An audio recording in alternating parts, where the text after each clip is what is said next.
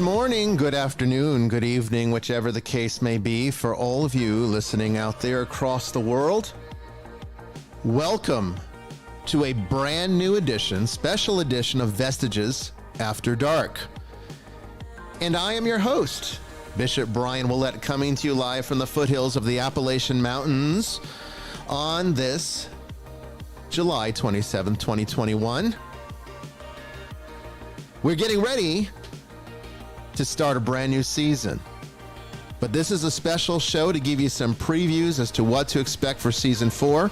We've got some good topics tonight. It's 3 hours special. Open lines in the third segment. So we hope that we have some good callers, some good stories.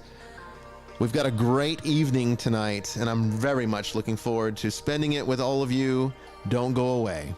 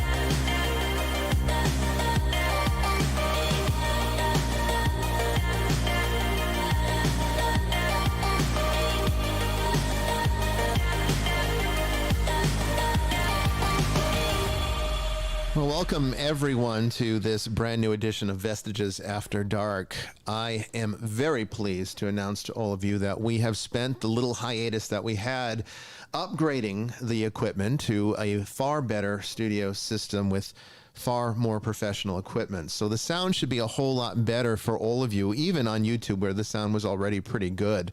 But hopefully you notice that the music is a little bit clearer, a little more crisp, more high definition.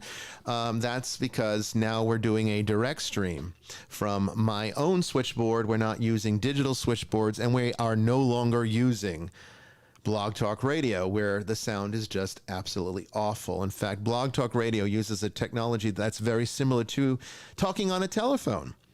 And, you know, telephone communication is not really all that great. So when you're really hosting a show, you don't want sound that sounds like the host is on a telephone or that your music is on a telephone. And that's exactly what it used to be like. So I had to find a way to get rid of it because Blog Talk Radio was actually $100 a month. That was far too much money. And I didn't, no way. We can find better ways of doing it, investing the money in a more intelligent way, and that's what I have done. So I have an entirely new setup here. Hopefully, you're going to find that it sounds a whole lot better on all of the platforms, and that's one of the first announcements I have for you tonight. Vestiges After Dark, for the first time ever, is now simulcasting to not just our YouTube channel, but to the Exorcist Bishop page on Facebook, as well as the brand new Vestiges After Dark page on Facebook. It was the old Esoteric Mysticism page. Some of you knew about it. Most of you didn't. That has been converted now to Vestiges After Dark's own Facebook page. So that's a place where you can watch. If you don't want to be on YouTube, if you prefer Facebook for some reason, there's 2 channels there that you can tune into. We're hoping that that's going to obviously increase exposure and volume, particularly call volume. Vestiges After Dark is predominantly a call-in show. At least that's what I want to build it to become. And it's not that great when you have a very large on-demand audience, which we do. In fact, I would actually I'm very proud to actually say that Vestiges After Dark is in the top 10% of all podcasts in the world in terms of listenership. The top 10% of all podcasts. That's fantastic, considering that it's really a pretty small show. But even though it is in the top 10%, our live listener base is actually very, very small. And I want to build that. I want to build it up. I want to build it to, not just, 40 or 50 or a few hundred. I want thousands listening live, because that's what makes a good call-in show. So hopefully simulcasting it is going to help doing that. So we're not just on Twitter. We're not just on YouTube and Facebook. We're also on Twitter. So if you follow me on Twitter at Exorcist Bishop, you can watch us there. If you don't want to have to click over to the church's YouTube channel, you don't have to anymore. Now you can watch us on Twitter. If you have Twitch, there's a Vestiges After Dark channel now on Twitch, and you can watch us live there right now. We're there live on Twitch. And also on Daily Motion. We are streaming direct Daily Motion as well. Hopefully that's going to, like I said, expand our live listenership. But I can tell you right now, I am just pleased that we're able to do this, because it's not just, that's just the video. Okay. We're also simulcasting directly to our Spreaker channel. So Spreaker used to pick up the old archived episodes like a day later. Not anymore. Now we're live streaming there too. So if you're audio only and you don't really care about the video, that's perfectly fine. You can listen on Spreaker, and that will give you everything that you're getting here on all of these other channels without the video, but high quality sound. That's something we didn't have before. Now we have it. And so we hope that you enjoy this. And of course, Spreaker sends out this broadcast to iTunes, Google Play, Amazon Music, iHeartRadio, you name it. If there's a podcast provider, it's being sent out there as well. So lots of exposure now. And the show is going to be bigger than it's ever been. I'm very pleased with what we have planned for this season. If you know about the Nicholean Network, the Nicholean social media network, then you know about the schedule, because that's where all of the upcoming events is published to. That's why you should be a member of the Holy Nicholean Catholic Church's social media network. It's our own private network that is hosted by Mighty Networks, and it is completely administrated by us, which means that we're not going to censor you because we don't like something that you have to say. There's very limited rules, community rules, and that's only just to protect people from illegal activity or something that would be of an extreme nature, but certainly not to censor your opinions. We welcome varying opinions. Actually, it helps to provide a decent discussion. That's a place you can come. And I really encourage you to come. It's disappointing to me that my colleagues and my friends and even family members have not made much of an effort, with the exception of a few, to come over to the Nicholean Network. It's really a shame, because it's free and it's a nice, safe place to come, because if we get banned from all of these other social media networks, well, then you know where to still continue to connect to the things that I'm doing, this show, and anything else that's going on. That's a place that you can go. And someone actually said, well, why do you need to simulcast all these other channels like Twitch and Daily Motion? Why are you doing that? And I can tell you why.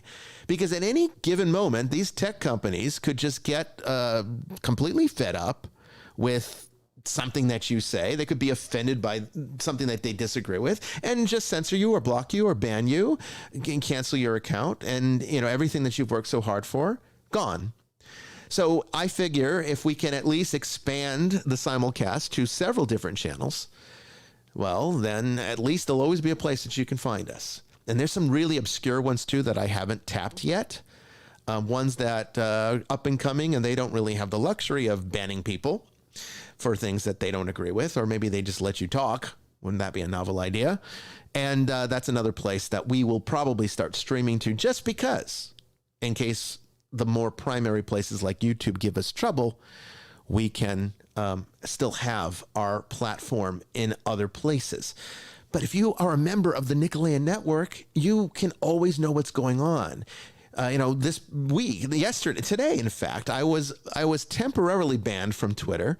It was a temporary suspension because I had a picture of Morpheus from the Matrix series. Remember the part where he's got those cool sunglasses on and he's looking at Neo and he's offering him the red pill or the blue pill, which is very much an archetype for the kind of content that I offer on Vestiges After Dark, as well as on my, Twitter account.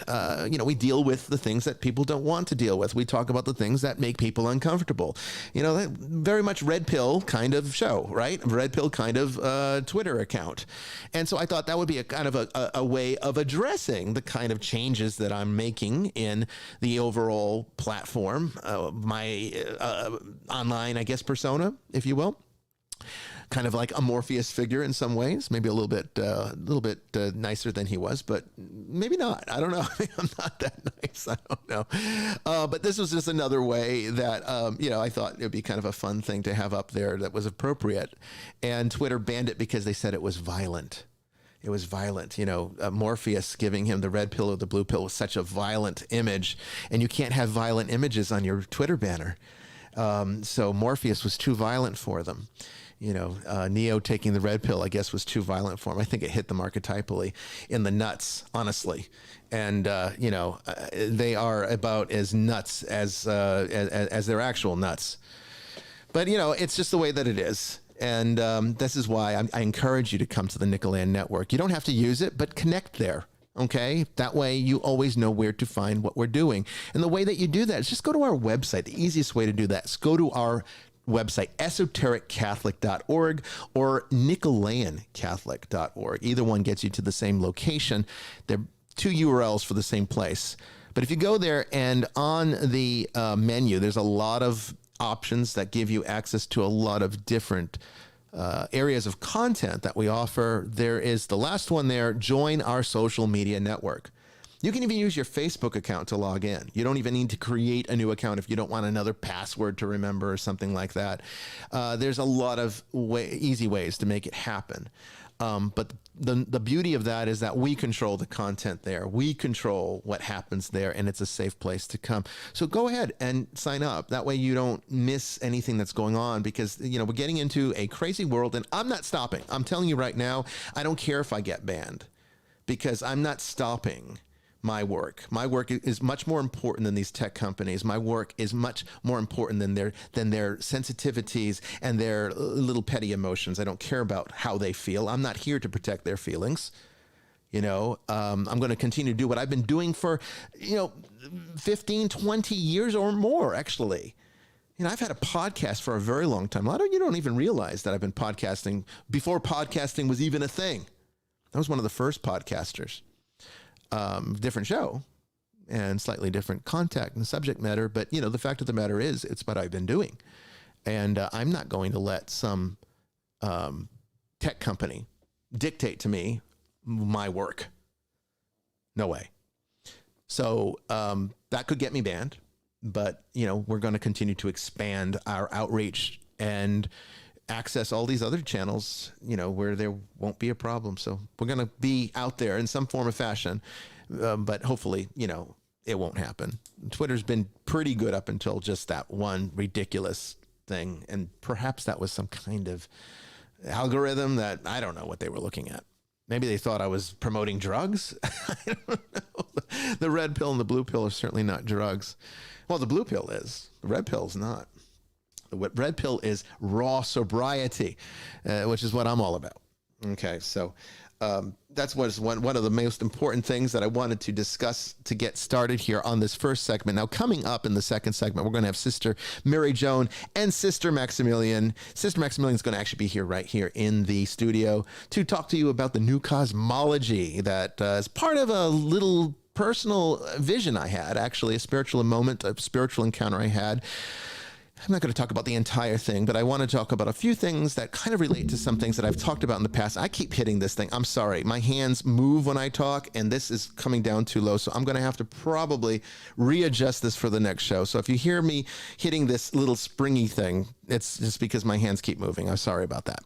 This is kind of like a test run. This is not a full season 4 show.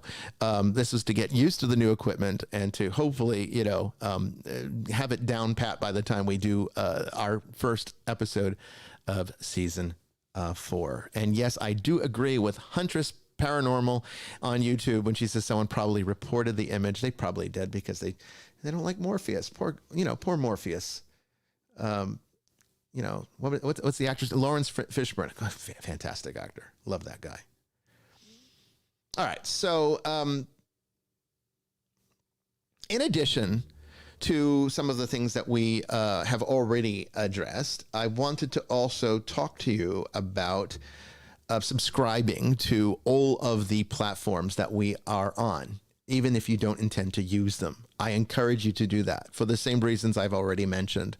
That way you always know where we are. And if we get banned from something, you know where to go and find us. Okay, so, and it also helps our algorithms. The more you all out there promote this show by retweeting it, by using the hashtag Vestiges After Dark, by, telling people about it, that's how podcasts get big. Look, I've researched it. All right. Advertisements, marketing, buying Facebook ads, Twitter ads, it does not get your audience numbers up. It doesn't increase listenership. What increased listenership is when you have a good experience with this show and you go out there and you tell your friends, this is a show you need to listen to. I know if you love the paranormal as much as I do, you want to listen to Vestiges After Dark. If you love, hearing the behind the scenes stuff, of the paranormal or exorcism or anything, this is where you come. Okay. We talk to you in conversational language. I'm not a broadcaster. I didn't go to school for broadcasting. All right. So I'm not going to be the best radio talk show host in the world, but I'm going to give you a very educational experience. So coming here is more like coming to a college class, more like talking to your professor than it would be like talking to a radio show host. But that's just something that I want you to be aware of. I didn't get into this work to be a broadcaster, but it's kind of the direction it's going. And in a moment here, I'm going to explain more about that because that's very important to some of the announcements I have for you in this first part of the show. In fact, I'm going to actually say that I'm looking at my notes here because I wrote down a lot of things that I want to get through. And I want to make sure that I don't miss anything that's very important. And it looks like I've covered all of the main points for now. I do want to say one thing before we go into the announcements of the new direction of not just this show, but the ministry at large. Is I want to say that season 4 is going to be a fantastic season. It starts in actually 2 weeks. So next week, there won't be any show. But in 2 weeks from tonight, we're going to start our first episode. And I'm bringing in new guests you've never probably even heard of, guests that have had fantastic and unusual experiences. One is somebody that was in the college, went to the Florida State University, and he resided in the dorm where the actual fraternity or sorority house was, where Ted Bundy killed 2 students. And apparently everybody that's ever lived on that property has had countless, terrifying, haunting-like experiences. So there is, that's one of our guests. He's coming up in a few weeks here. We've got somebody that's coming in to talk about afterlife and his experiences in heaven. Somebody that's had a direct experience and has written some books about it. I mean, we've got some really good topics coming up, and of course, some old faces as well. But you might have noticed also that the show here is a little bit different. You're probably seeing that there's a different screen up right now for those of you who are watching the video feed of this broadcast, and it looks a little bit different because there's some controls there at the bottom.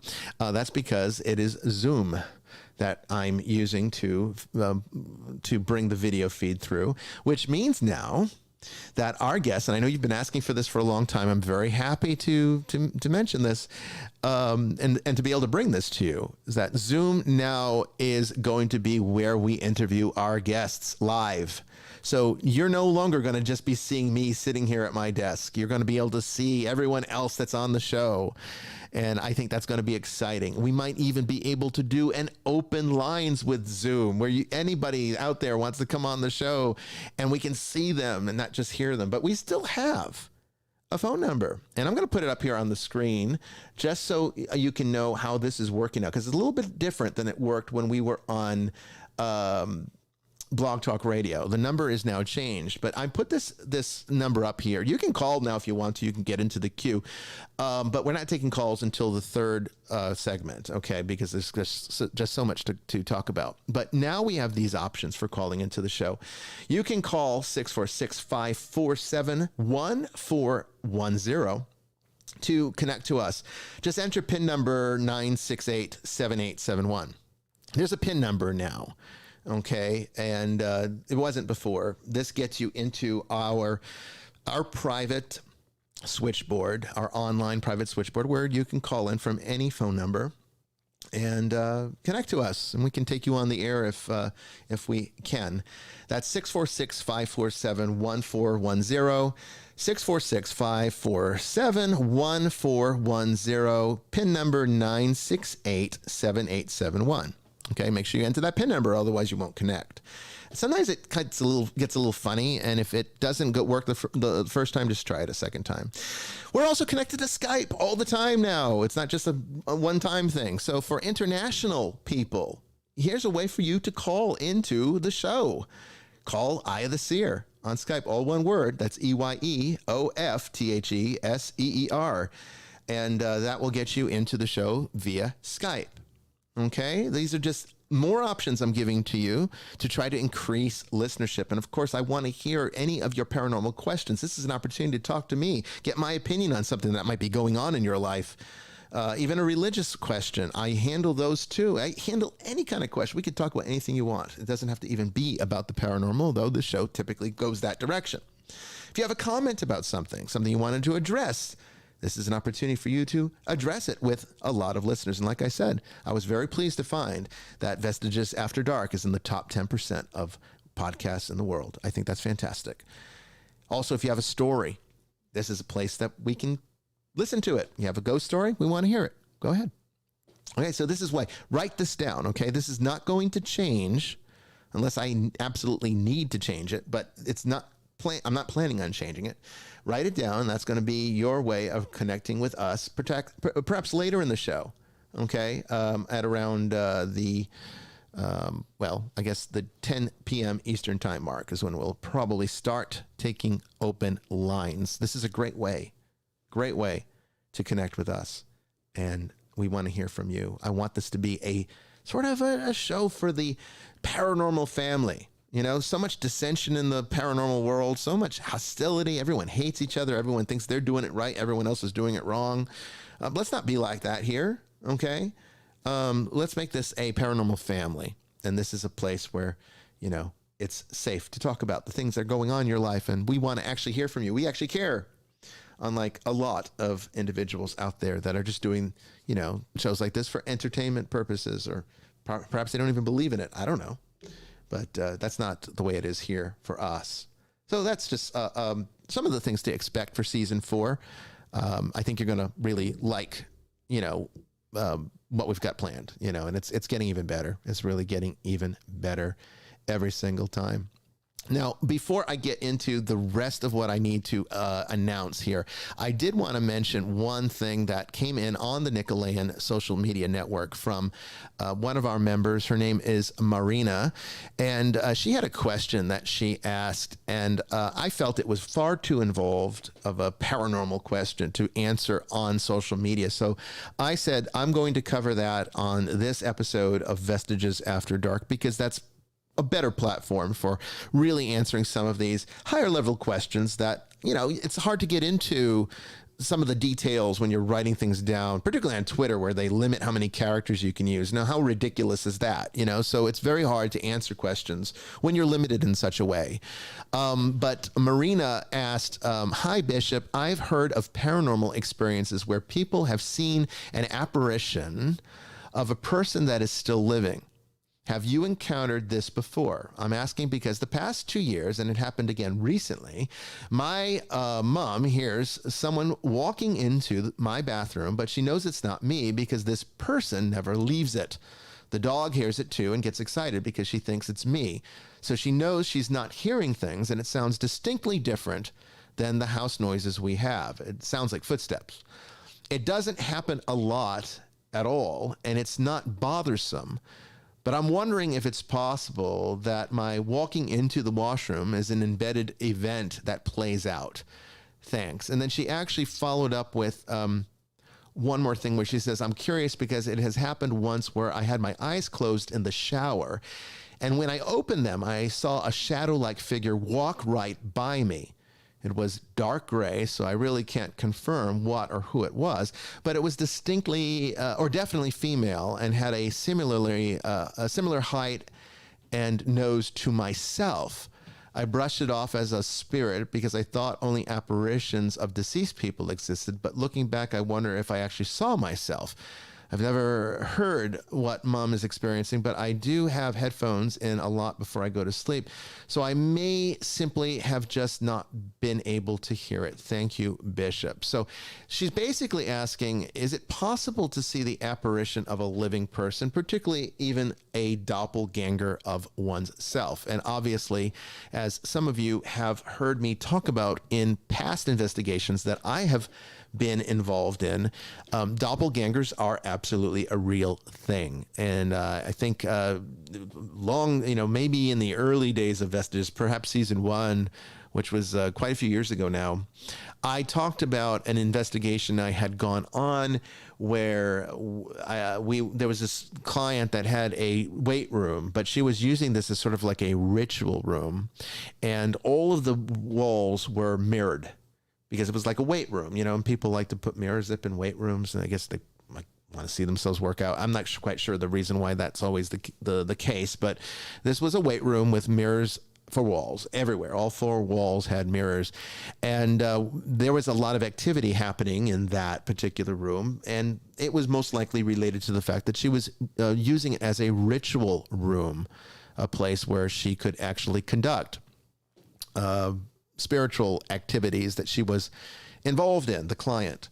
And so what ended up happening was we went down there with an SLS camera and did a full EVP session. And I don't recall getting much activity on the SLS, but there was absolutely some voices on the EVP, if I recall correctly. And one of my team members at the time had noticed that, because he was standing directly in opposition to me. So he was looking at me, which meant that he could see me straight on. And of course, the light levels were low because we're using SLS, and it was mostly dark, but just enough light that you could kind of see with the naked eye. So he's looking straight at me. Okay. And of course, the mirror behind me would have the back of my body, because that's that the mirror was behind me. So he sees me, and then he sees the back of me in the mirror. And while we were doing this EVP session, he sees with his own eyes my reflection in the mirror turn around and look at him. Because remember, it's reflecting the back of me. I didn't turn around, but my reflection did. And that freaked the hell out of him out. I mean, he kind of ran out of the house. He was unsettled for the rest of the investigation, and it made everybody very uncomfortable. That was a classic doppelganger. Okay. It absolutely can happen. Now, what is it? What is it when this happens? Well, it can be a lot of different things. There are types of elementals that can actually sort of do a shape-shifting kind of thing and sort of become a person.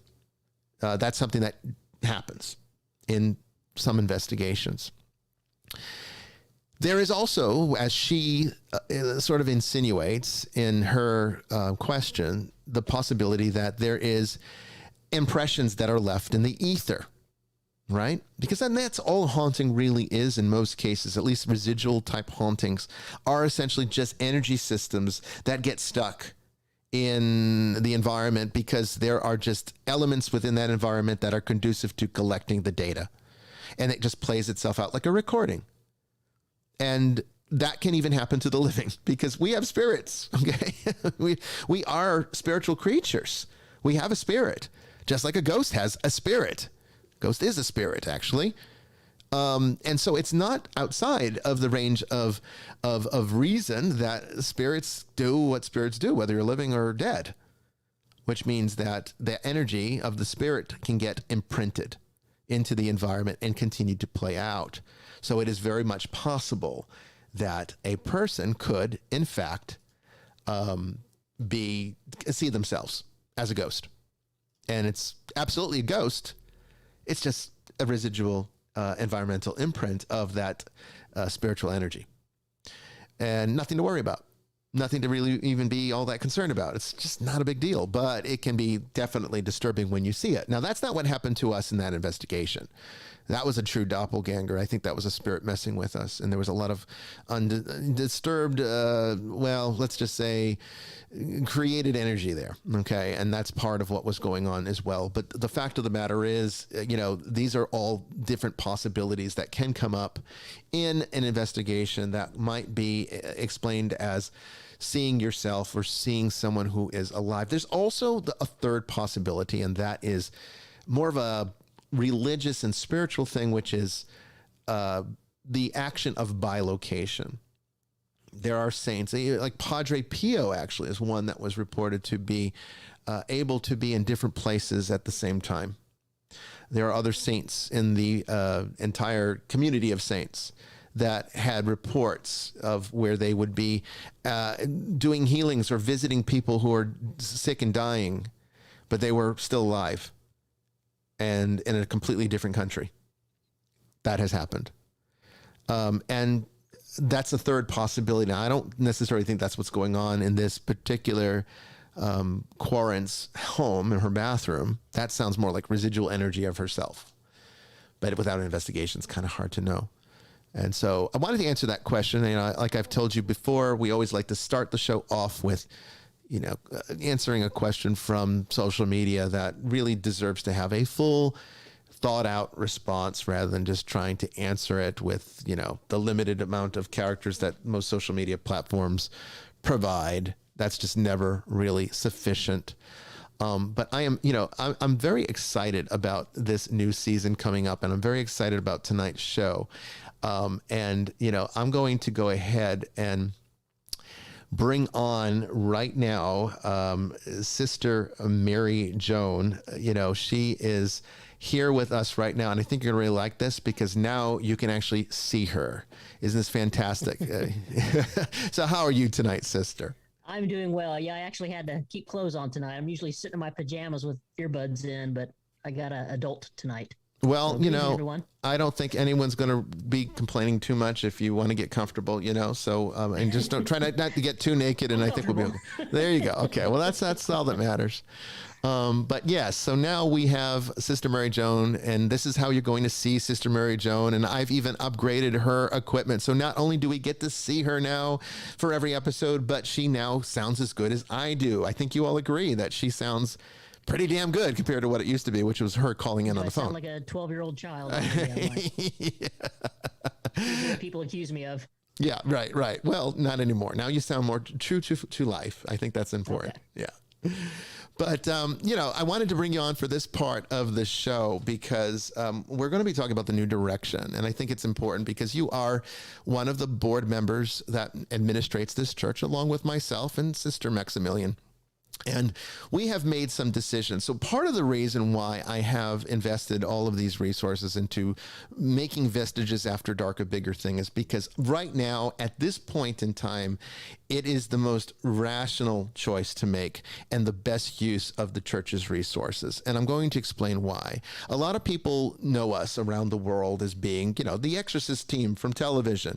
Seen us on Ghost Adventures. We've done all sorts of different things, and all of that's really cool and wonderful. But the real problem, unfortunately, with that is it's very, very expensive to run. And I've talked about this all the time, and I think people think that I'm just always asking for money, and I'm really not. I have no desire to ask for money. It's the part of my job I hate the most is as a bishop, you're really not doing a whole lot of spiritual things. You're basically having to constantly be a fundraiser. And I did not go to school to be a fundraiser.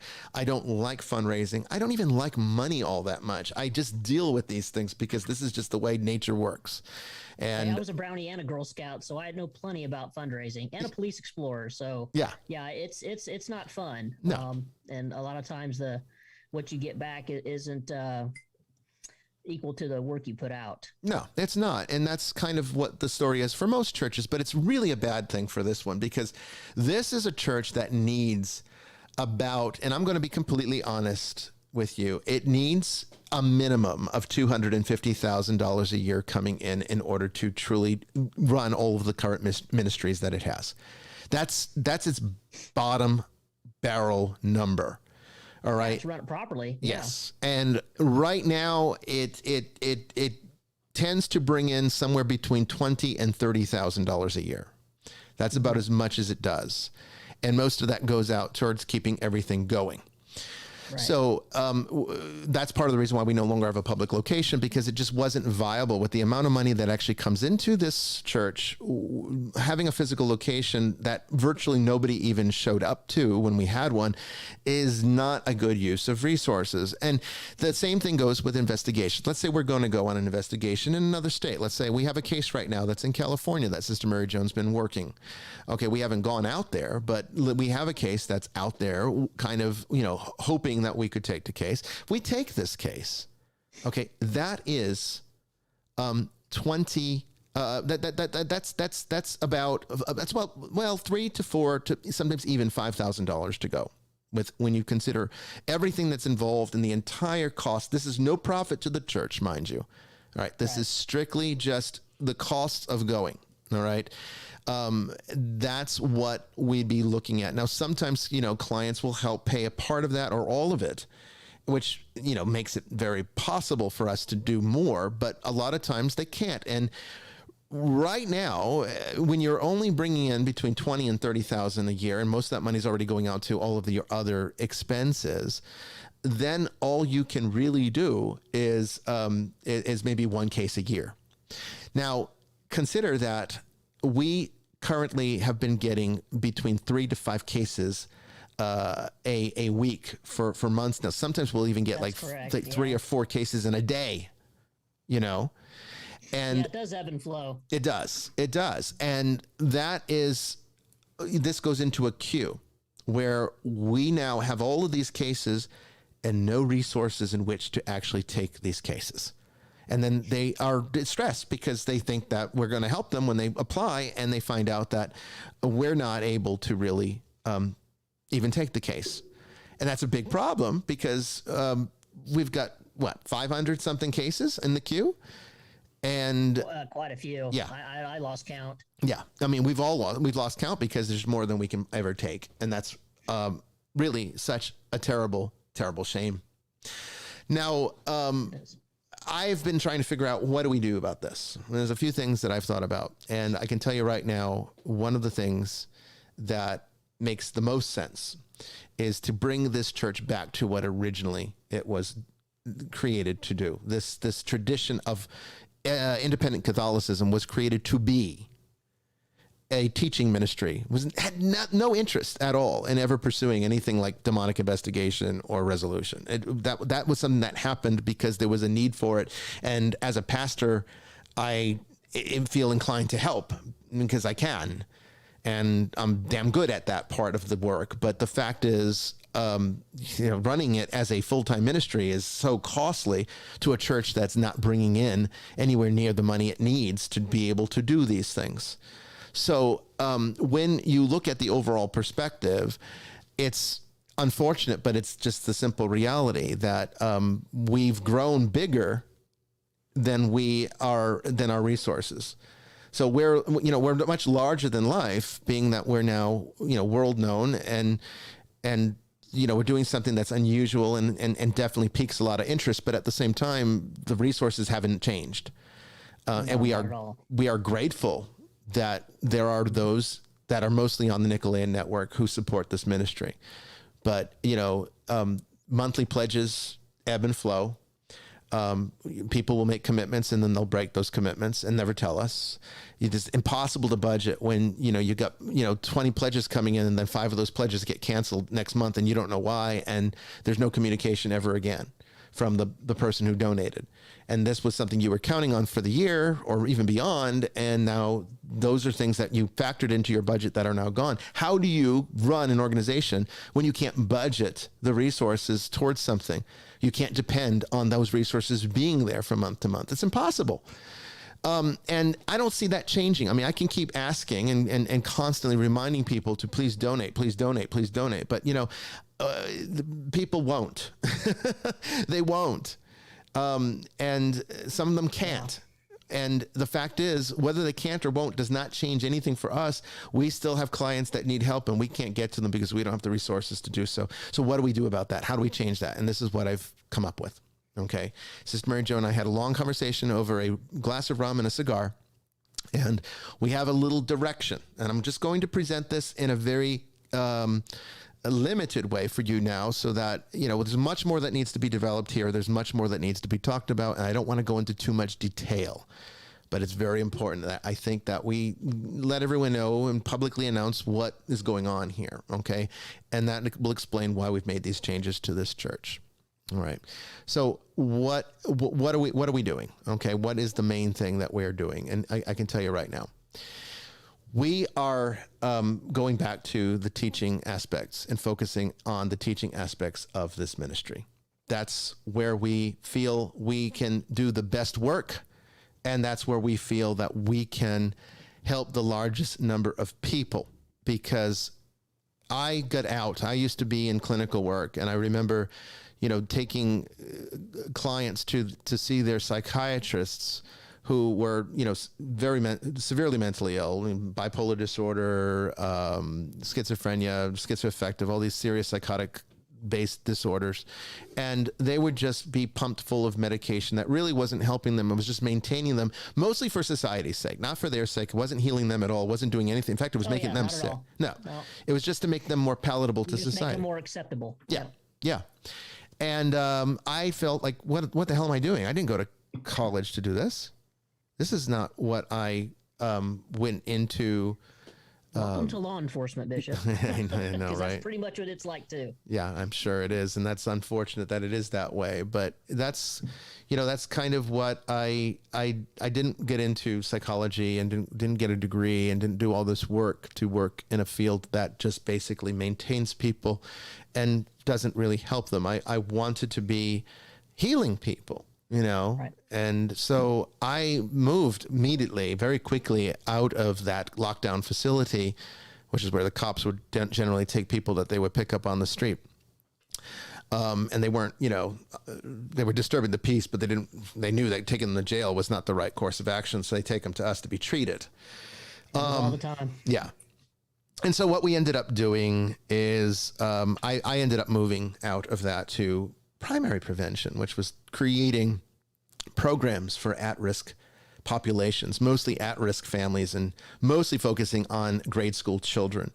So I ended up working in a school, in a grammar school, where I developed programs for kids for summer camp, but the kids were coming from all over the school district. It wasn't just for that one school. It's just that one school's where we were based out of, and that's where we held the summer program.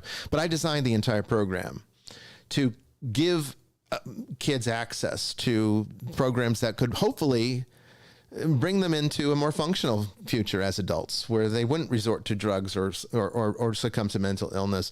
It would be a place where they could come and maybe learn skills that could help them survive and be very functional adults.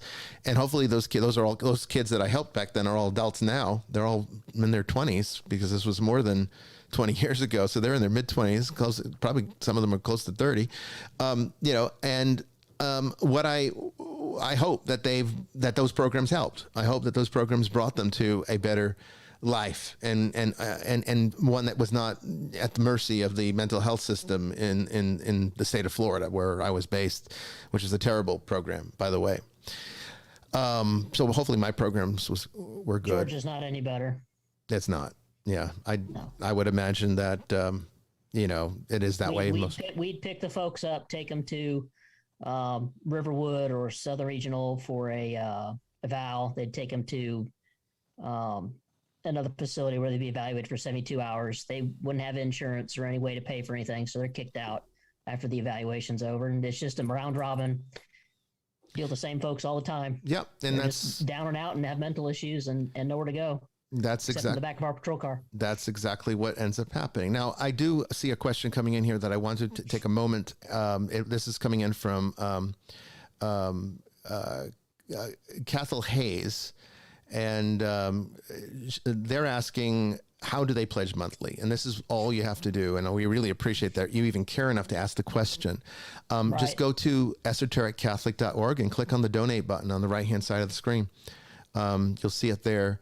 And Danielle, who's our fantastic multitasking moderator, she's in all of the chat rooms right now on Twitch and Facebook and Twitter and YouTube. And she can probably post that link directly. Danielle, you'll have to use the "Why Donate to Us" button though, because the one that if you try to post the donate button, it won't work if you take it off the page. I'll actually put it here. Hopefully that goes out to all the channels. Look for the restream post that I just put out there. Help us help others. But if you go to Nicholean.org or esotericcatholic.org, just look for the donate button, click it, and choose the monthly option. Okay, make sure you check that box for monthly, and then it'll be an auto deduction every month that comes to the church and helps us continue to do the things that we do. But getting back to what we were talking about, Sister Mary Joan, and some of the experiences that she's had, even relating to the challenges of dealing with mental health. I'm not a maintenance kind of person. I'm a primary prevention kind of person. And I have noticed, one of the things that I've noticed in our work in the last several years, particularly worse now than ever, because now we're on TV and people have gotten pretty good at knowing what to say to get our attention. And we're seeing a dramatic increase in people that are coming to us who actually need mental health support and not an exorcist. And I would say about 80% of the current ones. Yeah. Yeah. And part of the problem is that there is a lack of education. They're not really understanding what they need to do, and or they're looking for solutions to make excuses for other problems because they don't want to deal with those problems medically. There's a lot of different reasons, but overall, the main issue that we are seeing, and something that we have to be mindful of going forward, is that this is eating up our resources. All of these cases that are not real cases.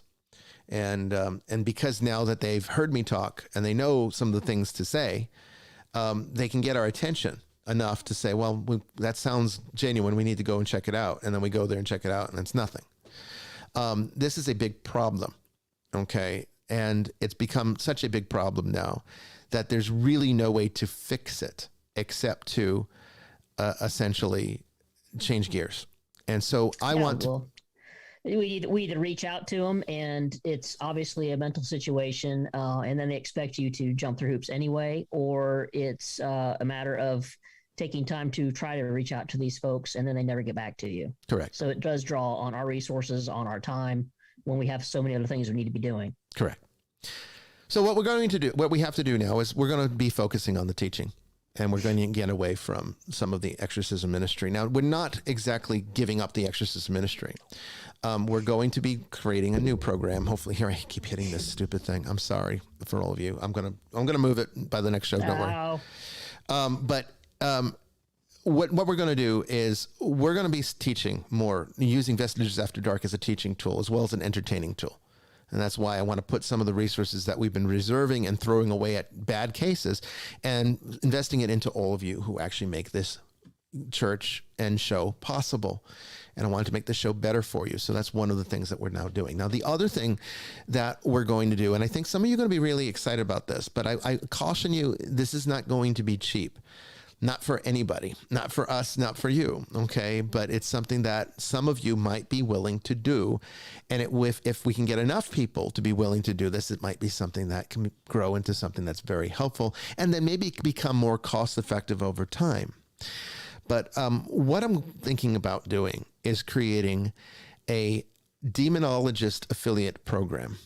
In other words, you can take this program and become a affiliate of the Holy Nicholean Catholic Church, its exorcism ministry, under, which works under the Order of Exorcists, or with, I should say, collaboration with the Order of Exorcists. And we'll train you to be a person who can go in and assess cases and get these people help. And we will provide the cases because we have cases that we can't get to, and maybe some of you can.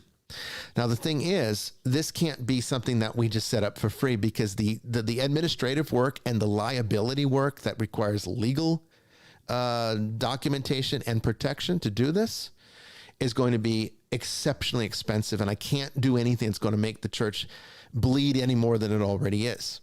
Okay. And I can't, like I said, I can't spend all my time constantly begging for donations. I don't want to do that. So what this would be you become an affiliate. And hopefully it would be groups that would be willing to do this. And then we can give a group rate. We're currently looking at maybe somewhere at, maybe the individual rate being like $70 or $75 a month. And then the group rate, you could bring everybody in your group, no matter how large it is, in for like maybe $99 a month. I haven't figured out the numbers yet, but I do know that administratively it's going to have to be somewhere in that ballpark. It's not going to be a cheap thing. And I know that's a very large monthly amount for a lot of people, but maybe if you're a large group, everyone's, if you're a group of 10 people, then it's only like, $10 for you a month, which is what most people are donating anyway when you're talking about pledges that are coming into this church. Now, if we could get a couple hundred people to do this, we would hit those numbers that we need to be able to do the rest of our work. And guess what? You find a case, you find an actual possessed person, we'd be the ones that be able to come, because we'd have the resources to actually come and help your group out in your local location to resolve that case. And that's what we're thinking about doing. Now, I don't know how viable that's going to be. I don't know how many people are going to sign up for that. I don't know how many people can afford that. But that's what we are thinking about doing, and we want to see if we would get. Oh, look, we got a cat here. That's awesome. She's wanting to know what I'm doing in the office. Well, see, it's no longer Heathcliff's show. See, Heathcliff has to share the airtime. Ninja Kitty. That's Ninja Kitty, also known as Katerina. Yes, she's just being nosy. For those of you that are listening on Spreaker, there's a cat on the screen right now. Right. But anyway, this is what we're thinking about doing. So we're too many cases now. Too many cases coming in from all over the world, and no resources to reach them, no resources to help them. So maybe all of you can help us, help them, and we'll teach you how to do it. And then by donating the pledged amount, that your affiliation fee, it'll be like dues, paying dues to a membership. What you'd get for that, and this is what you'd get. Okay, you'd get four trainings a year, where we would do trainings quarterly for new people, and then anybody that would like to come in and refresh their skills. We would do training 4 times a year. Also, 4 times a year, we'd have meetings, quarterly meetings, where everybody that's an affiliate can come in and ask me questions, ask Sister Mary Joan questions, any kind of problems coming up, we can help. We won't be able to do individual stuff in the beginning, because there just will be, we just don't have the resources. It grows into a thing. We can spend more time on it, because now there'll be the resources available. We don't have to do all these other things that take up the time, kind of like real life things that pay the bills, because this church doesn't. Okay. Yeah. So it's like we have a go team, go out, do the assessment. And if it warrants us, we come in and help out. People get hurt, people get trained. Everybody feels good at the end of the day because they've done something good. It's a great idea. It's just working out some of the kinks. Yeah. And of course, some of those kinks are going to be people that come in with less than honest intentions, people that come in and cause trouble.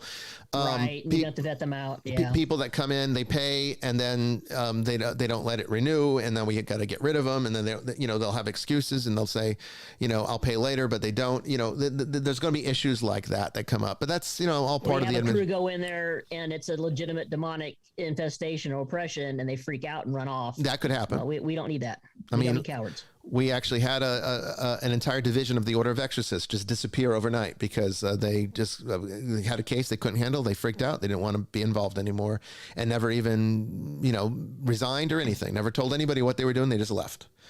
That's the kind of stuff that we sometimes see, and that's sometimes the problem. And we have to, of course, make sure that that does not happen. But again, if we're having some kind of training, some kind of thing set up where we teach you and you can work directly with our skill sets and our protocols and our methodology, this might and be we can share information as well. I mean, we don't know everything. I don't consider myself a paranormal investigator. Right. So we could also share information and everybody could learn together. Right. So, if we need $250,000 a year coming into this church to run it properly and be able to do all the things that we do, and we get, all we would really need, honestly, is enough people to sign up for this that we can maybe start to hit close to that number, or at least be able to improve some of the resources here and give people something that they can be a part of. And this also helps our clients at the same time, because now we have, hopefully divisions all over the place that will pop up and become affiliates, and we can send them out to those cases. And of course, they'd have to set up a website, and we'd show them what they need to do and what the website would need to look like. And they can take clients directly from their own local jurisdictions. So it's kind of like the Order of Exorcists, only all working under the Holy Nicholean Catholic Church, and me as the one who's administrating and all of it, so that we can make sure that everything's done correctly. The time commitment would be really up to you, as long as you are, fulfilling your obligations from our end, which would be, paying your dues and not missing your payments on that, so that the church doesn't, lose the projections it needs for the budget.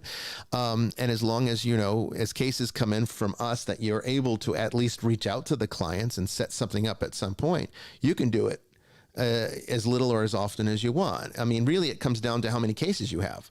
And in the beginning, we're not going to have a lot of cases to give every single jurisdiction that pops up, because, there's, if you're in California, you'll probably get a lot of them, because there's a lot of cases that come in from California.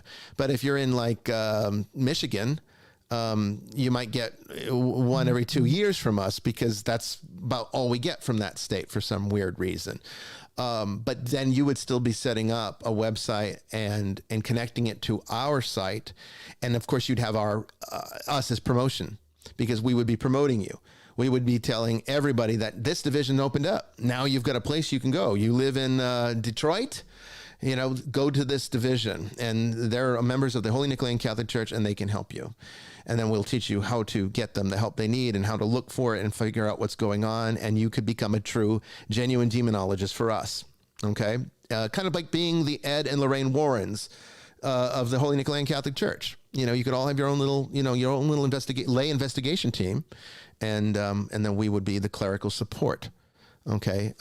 This is how we would do it. And that's how it would be set up. So time commitment is really up to you. But, all that you'd really need to do is make sure that you're at the meetings, that you take the trainings, that you're, up to date on the dues that keep the church ministry going. And also, at least reaching out to the clients and doing something to help them. That's it. And, it would go like that. But that's kind of what I wanted to mention as far as new directions and everything else. I mean, I wanted everybody to be aware of what we were doing and how we were doing it, and making sure that everyone fully understood, what it meant when I said we need to be far more intelligent about how we use these limited resources that the church has, because the church just does not have everything that it needs. And this is one way that hopefully at some point, as we move forward into the progress of this ministry, we can make it a little bit better. But anyway, we're at the end of the first segment, and we'll be back with Sister Maximillian and Sister Mary Joan as we talk about Gnosticism and the new cosmology. Don't go away. When I'm with you, I am able to keep pushing my limits, and all the drive that I have while I'm going the distance with you. I didn't know what I had till I knew what was missing, and everything that I dread, well, I built a resistance with you. Catch me when I fall, and I'll keep you on the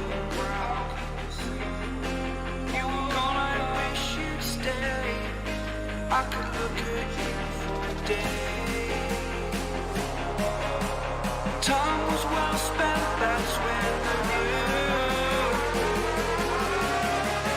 that I need to spend my life here with you.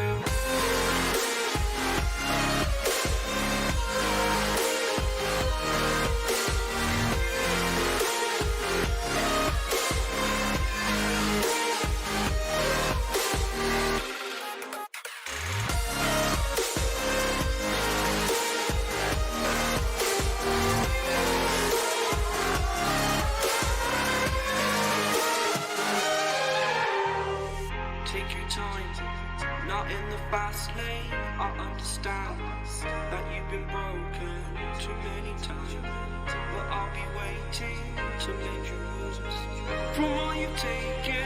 But if we listen to each other, admit our mistakes, then I can show you who I am, because I'm not the same. I'm better with you.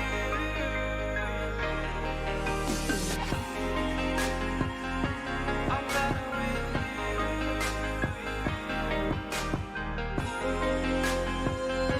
I'm better with you.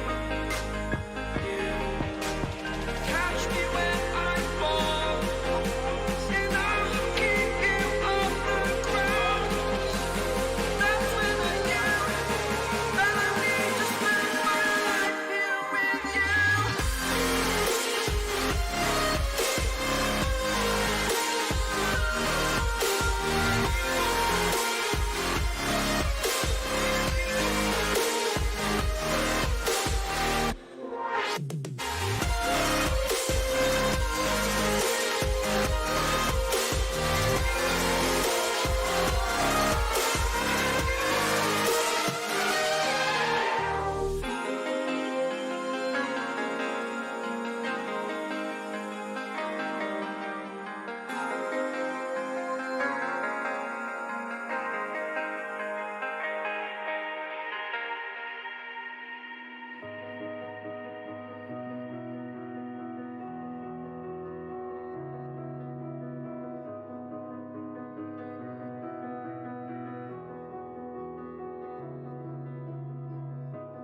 I am here in the middle of nowhere.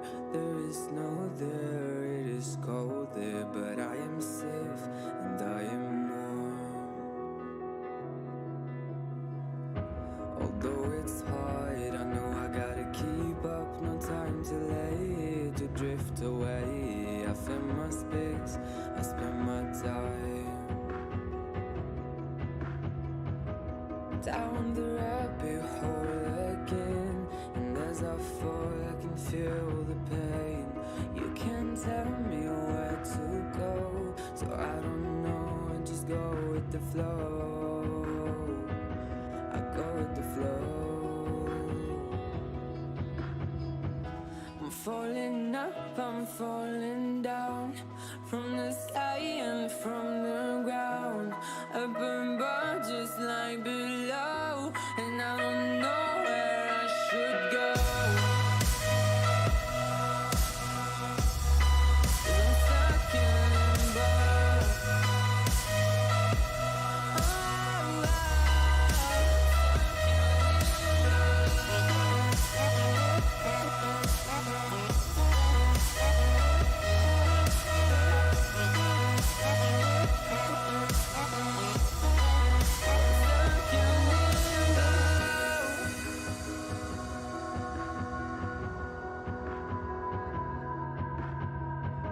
I'm out of love, but I guess I deserved it. Trying to hide, to pass you by. I'm getting down, feeling fine.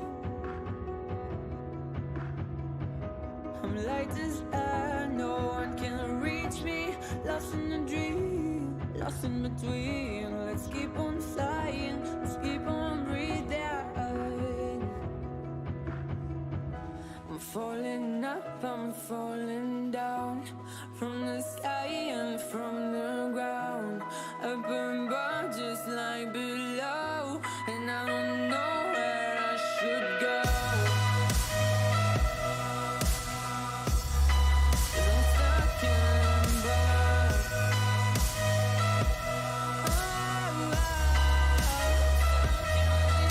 Oh,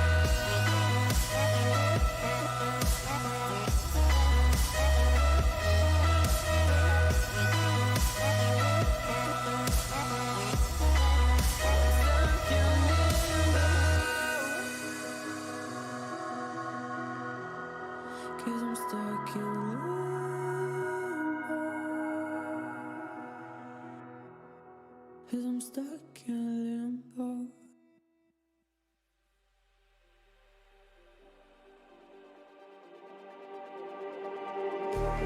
Just like the street lights lit this town, like a fire in a blaze, gotta burn it down. Can't be afraid to leave this out. We got this far, don't know how. I see danger in your eyes. They know we'll burn down the night. Coming just like the sunrise. You know that we gonna light it up tonight. We gonna light it up tonight. We gonna light it up just like the sunrise. We gonna light it up.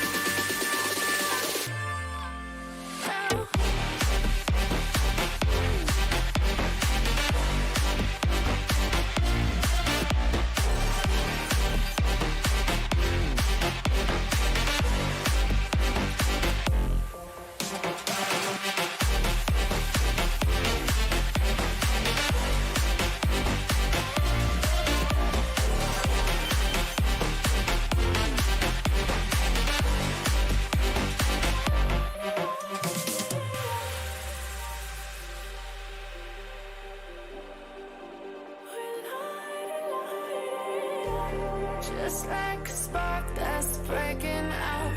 Can't make a stop, can't turn back now. We know that there's no room for doubt. No, we can't turn back now. I see danger in your eyes. They know we'll burn down the night.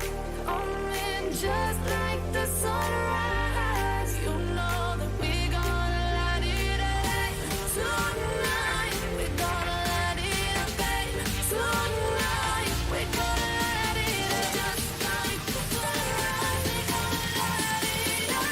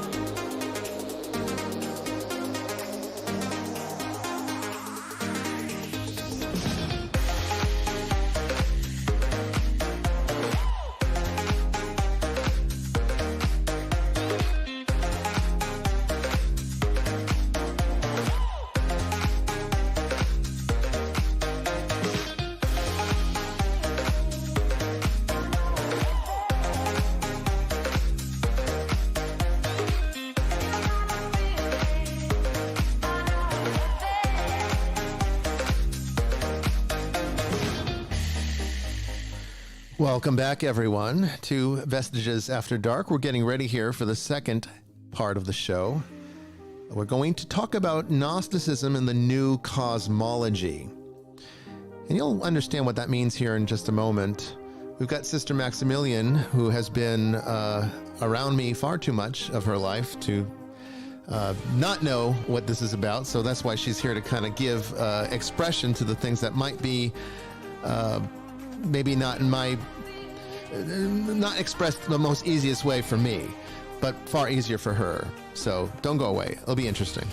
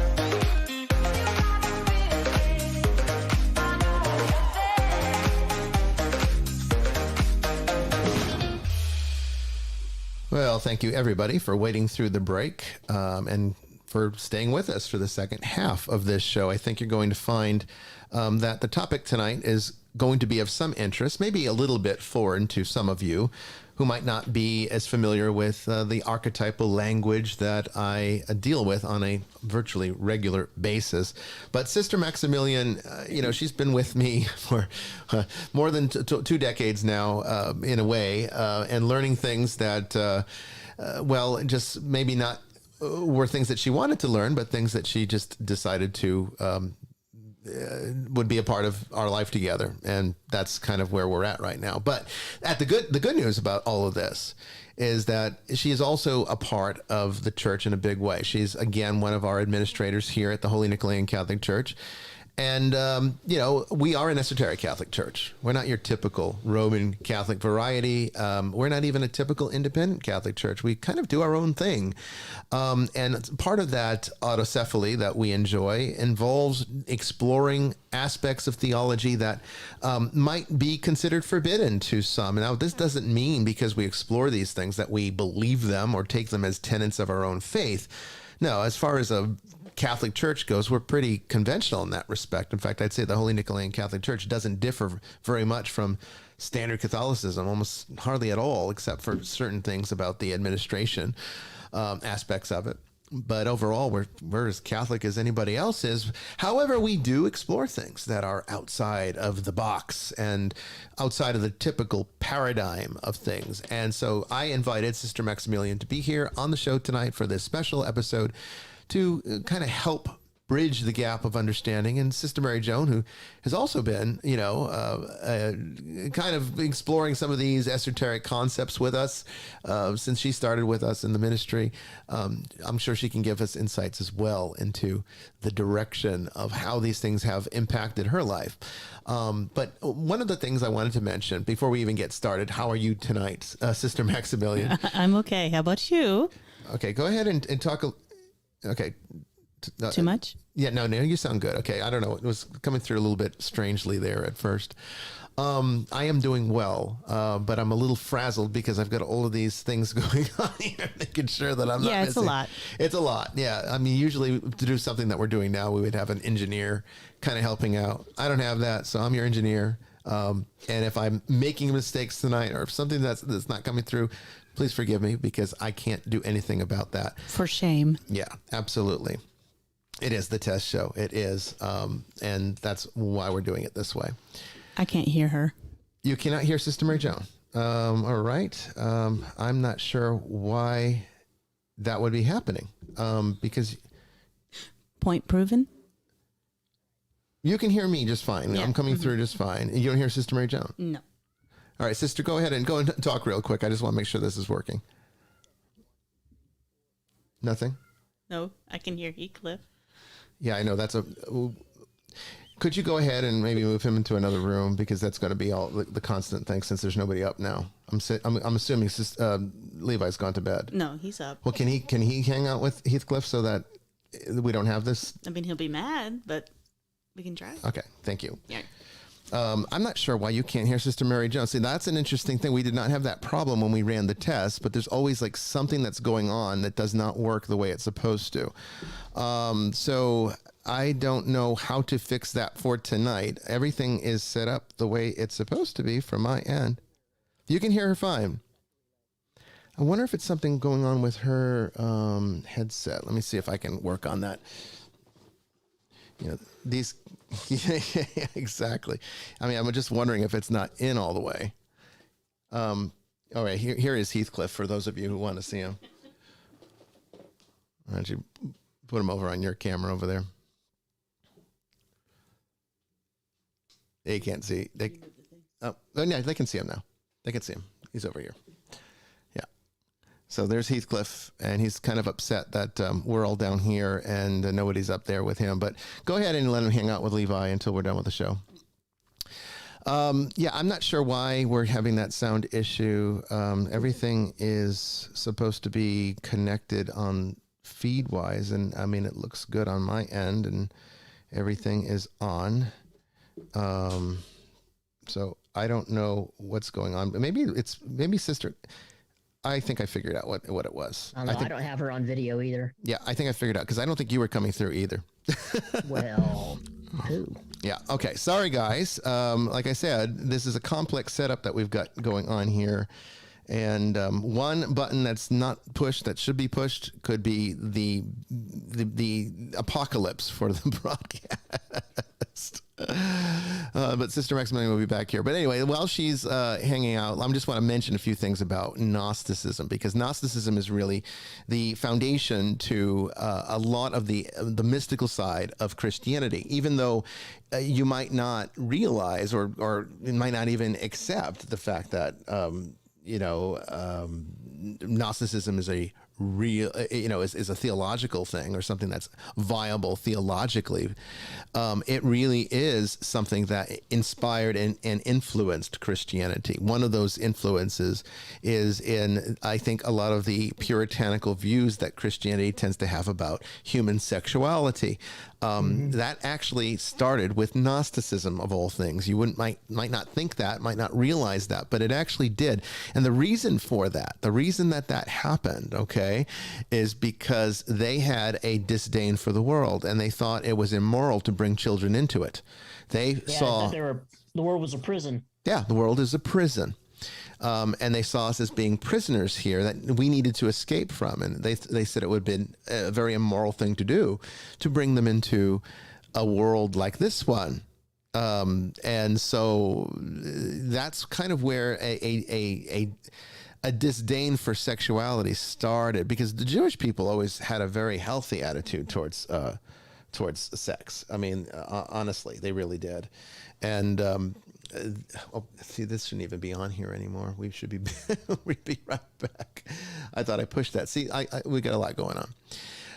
But yeah, the Jewish people had a kind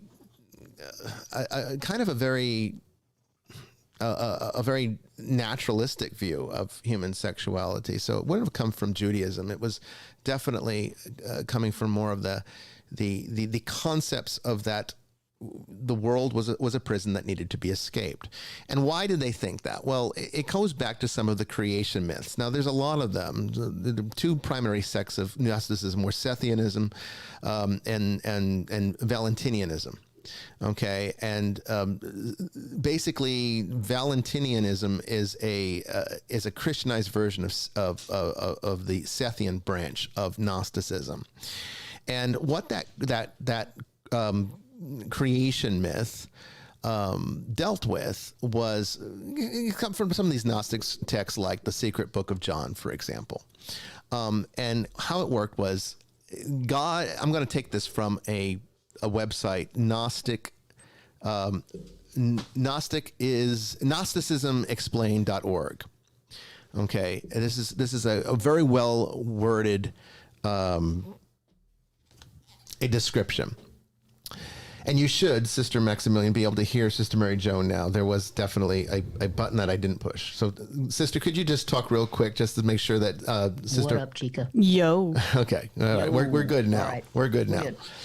I will get this down. This is why I need a test show, a live test show, to make sure everything works exactly the way I want it to. So bear with me. But this is what it says on this website. Okay, God the Father gave rise to a host of spiritual beings, which are known in Gnosticism as eons, who populated heaven, which the Gnostics called the pleroma. And pleroma means fullness, okay, including a divine mother and Christ. One of the last of these beings to emanate from the Father was known as Sophia, okay, which is sort of the wisdom of God. And she gave birth to a new being of her own without the involvement of her partner or the approval of the Father. Okay, because they have consorts and there's a little, think about this as sort of Christian paganism, because there's a sort of pagan-esque quality to these notions, and a lot of it is because it came from the Hellenized world, and it would have been language they were familiar with. Okay, so that's part of the reason why it's this way. But she gave birth to a being without the approval of the Father. Okay, the true God, and so this being, being born under such circumstances was nothing like the perfect inhabitants of the pleroma, because the Father was not involved. Okay, so this being was flawed. Instead, he was ignorant and malevolent. And this was known in Gnosticism as the demiurge, which is sort of another word for craftsman. And the reason they use the word craftsman is very important, very specific. It's because the demiurge can't create anything of his own. He doesn't have any power. What he does is he uses the power of the universe and manipulates it to create things out of the power that already exists. Okay, so the demiurge was whom the Gnostics identified as the God of the Old Testament. So the reason they said that the God of the Old Testament was so wrathful and angry and always wanting to wipe everybody out all the time, and how that did not mix very well with the Father of our Lord Jesus Christ, who was all about love and acceptance and compassion, and was always, there as a salvific aspect of God. He loves us so much that he would do anything for us. That kind of God, which is very different than everything we saw in the Old Testament. So the Gnostics said it can't be the same God. Can't be. Now, I can explain that from conventional standpoint.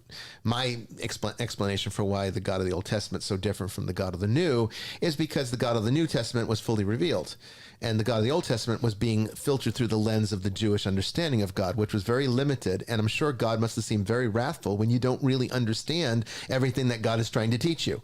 That will feel like a wrathful God, when in fact it really wasn't. So everything we know about God in the Old Testament was always through the lens of Jewish bias, which would explain a lot of the things that don't seem to line up with what we know about God once Jesus enters the picture. But the Gnostics saw the Old Testament in a very different view, and they said, no, totally different God, not even related to the Father of our Lord Jesus Christ. So this demiurge created the material world to mirror his own wicked personality, and trapped sparks of divinity, fragments of the pleroma, within humans. Okay, so that... Yes, so that's this divine nature that we have. This is because these aspects of the pleroma were put into these physical bodies, and then it was up to Christ to awaken human beings to their true nature and then liberate them from the world, which is what salvation in the Gnostic sense really is, and why Gnosis is so important, because it was a secret knowledge that had to be fully realized in order to attain to it, which it stands in contrast to conventional Christianity that says that all you really need is the faith in Jesus' sacrifice. And it is that action that makes it possible for us to be saved. But the Gnostics took it one step further and said, no, faith won't get you there. Works won't get you there. It has to be a knowing of the truth. It has to be a knowing of the very essence of the Gnostic worldview itself and what really went on. Now, how does this apply? How does this apply to us as beings in the Christian world, as Christians today? And how do we look at this and understand what the Gnostics are trying to teach us? And is there any applicability to this today? And I would say absolutely there is, and there's a reason that I am bringing this up today, and why I say it's something that we have to really take close consideration of, because without understanding these things, we are missing the entire perspective on the nature of reality. Okay. And I've had spiritual experiences myself. I call them personal revelations. And I have to say, personal revelations are to be taken with a grain of salt, even from me. Okay. Because everything that is a personal revelation there's two problems with it. One, typically it only applies to you. And two, that which is applicable to the rest of the world is being filtered through your understanding of it, which might have gotten a part of it wrong. And so we have to be very cautious when we say, oh, I saw something, you must believe me because I know this. No, you're supposed to be able to see the reason in it, and we need to objectively look at it and see if there's something viable there. Hopefully, I always do that. When I teach you something that's from my own observations, hopefully part of you is saying, well, let's explore the viability of this. And hopefully we're doing that together. And that's kind of what I have spent so much of my life trying to do, is teach, these things in a very rational way, rather than just say, hey, I have this special relationship with God, and, he taught me something, he told me something, and now you need to believe it because I know it's true, and you better believe me. No, I would never do that. And even Buddha never did that. He never said, have faith in me.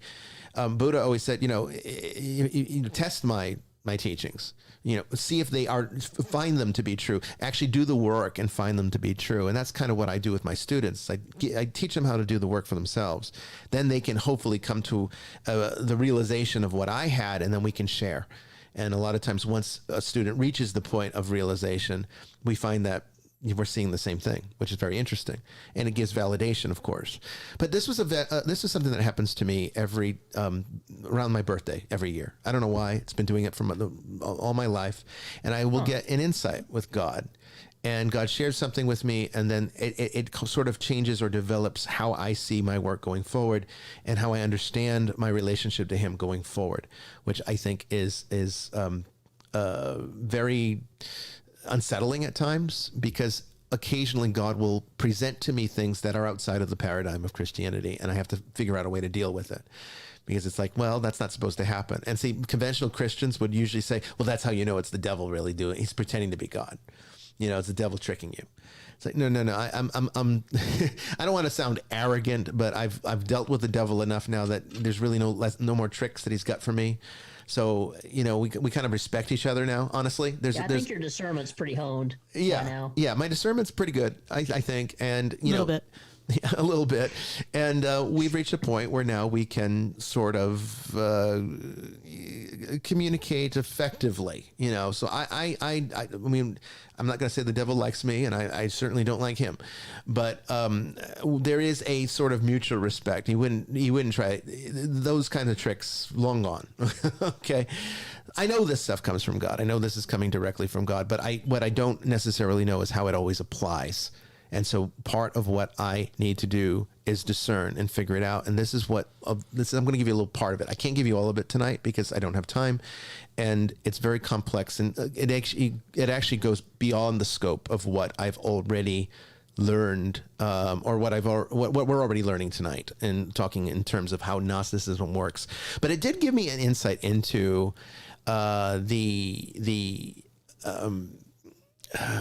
it did give me insight into the cosmology of how things work. Now, cosmology is a term that is probably one of the only terms that can be applied to both science and religion, because it is an explanation for the origins of the universe and how the universe came to be and how the universe functions.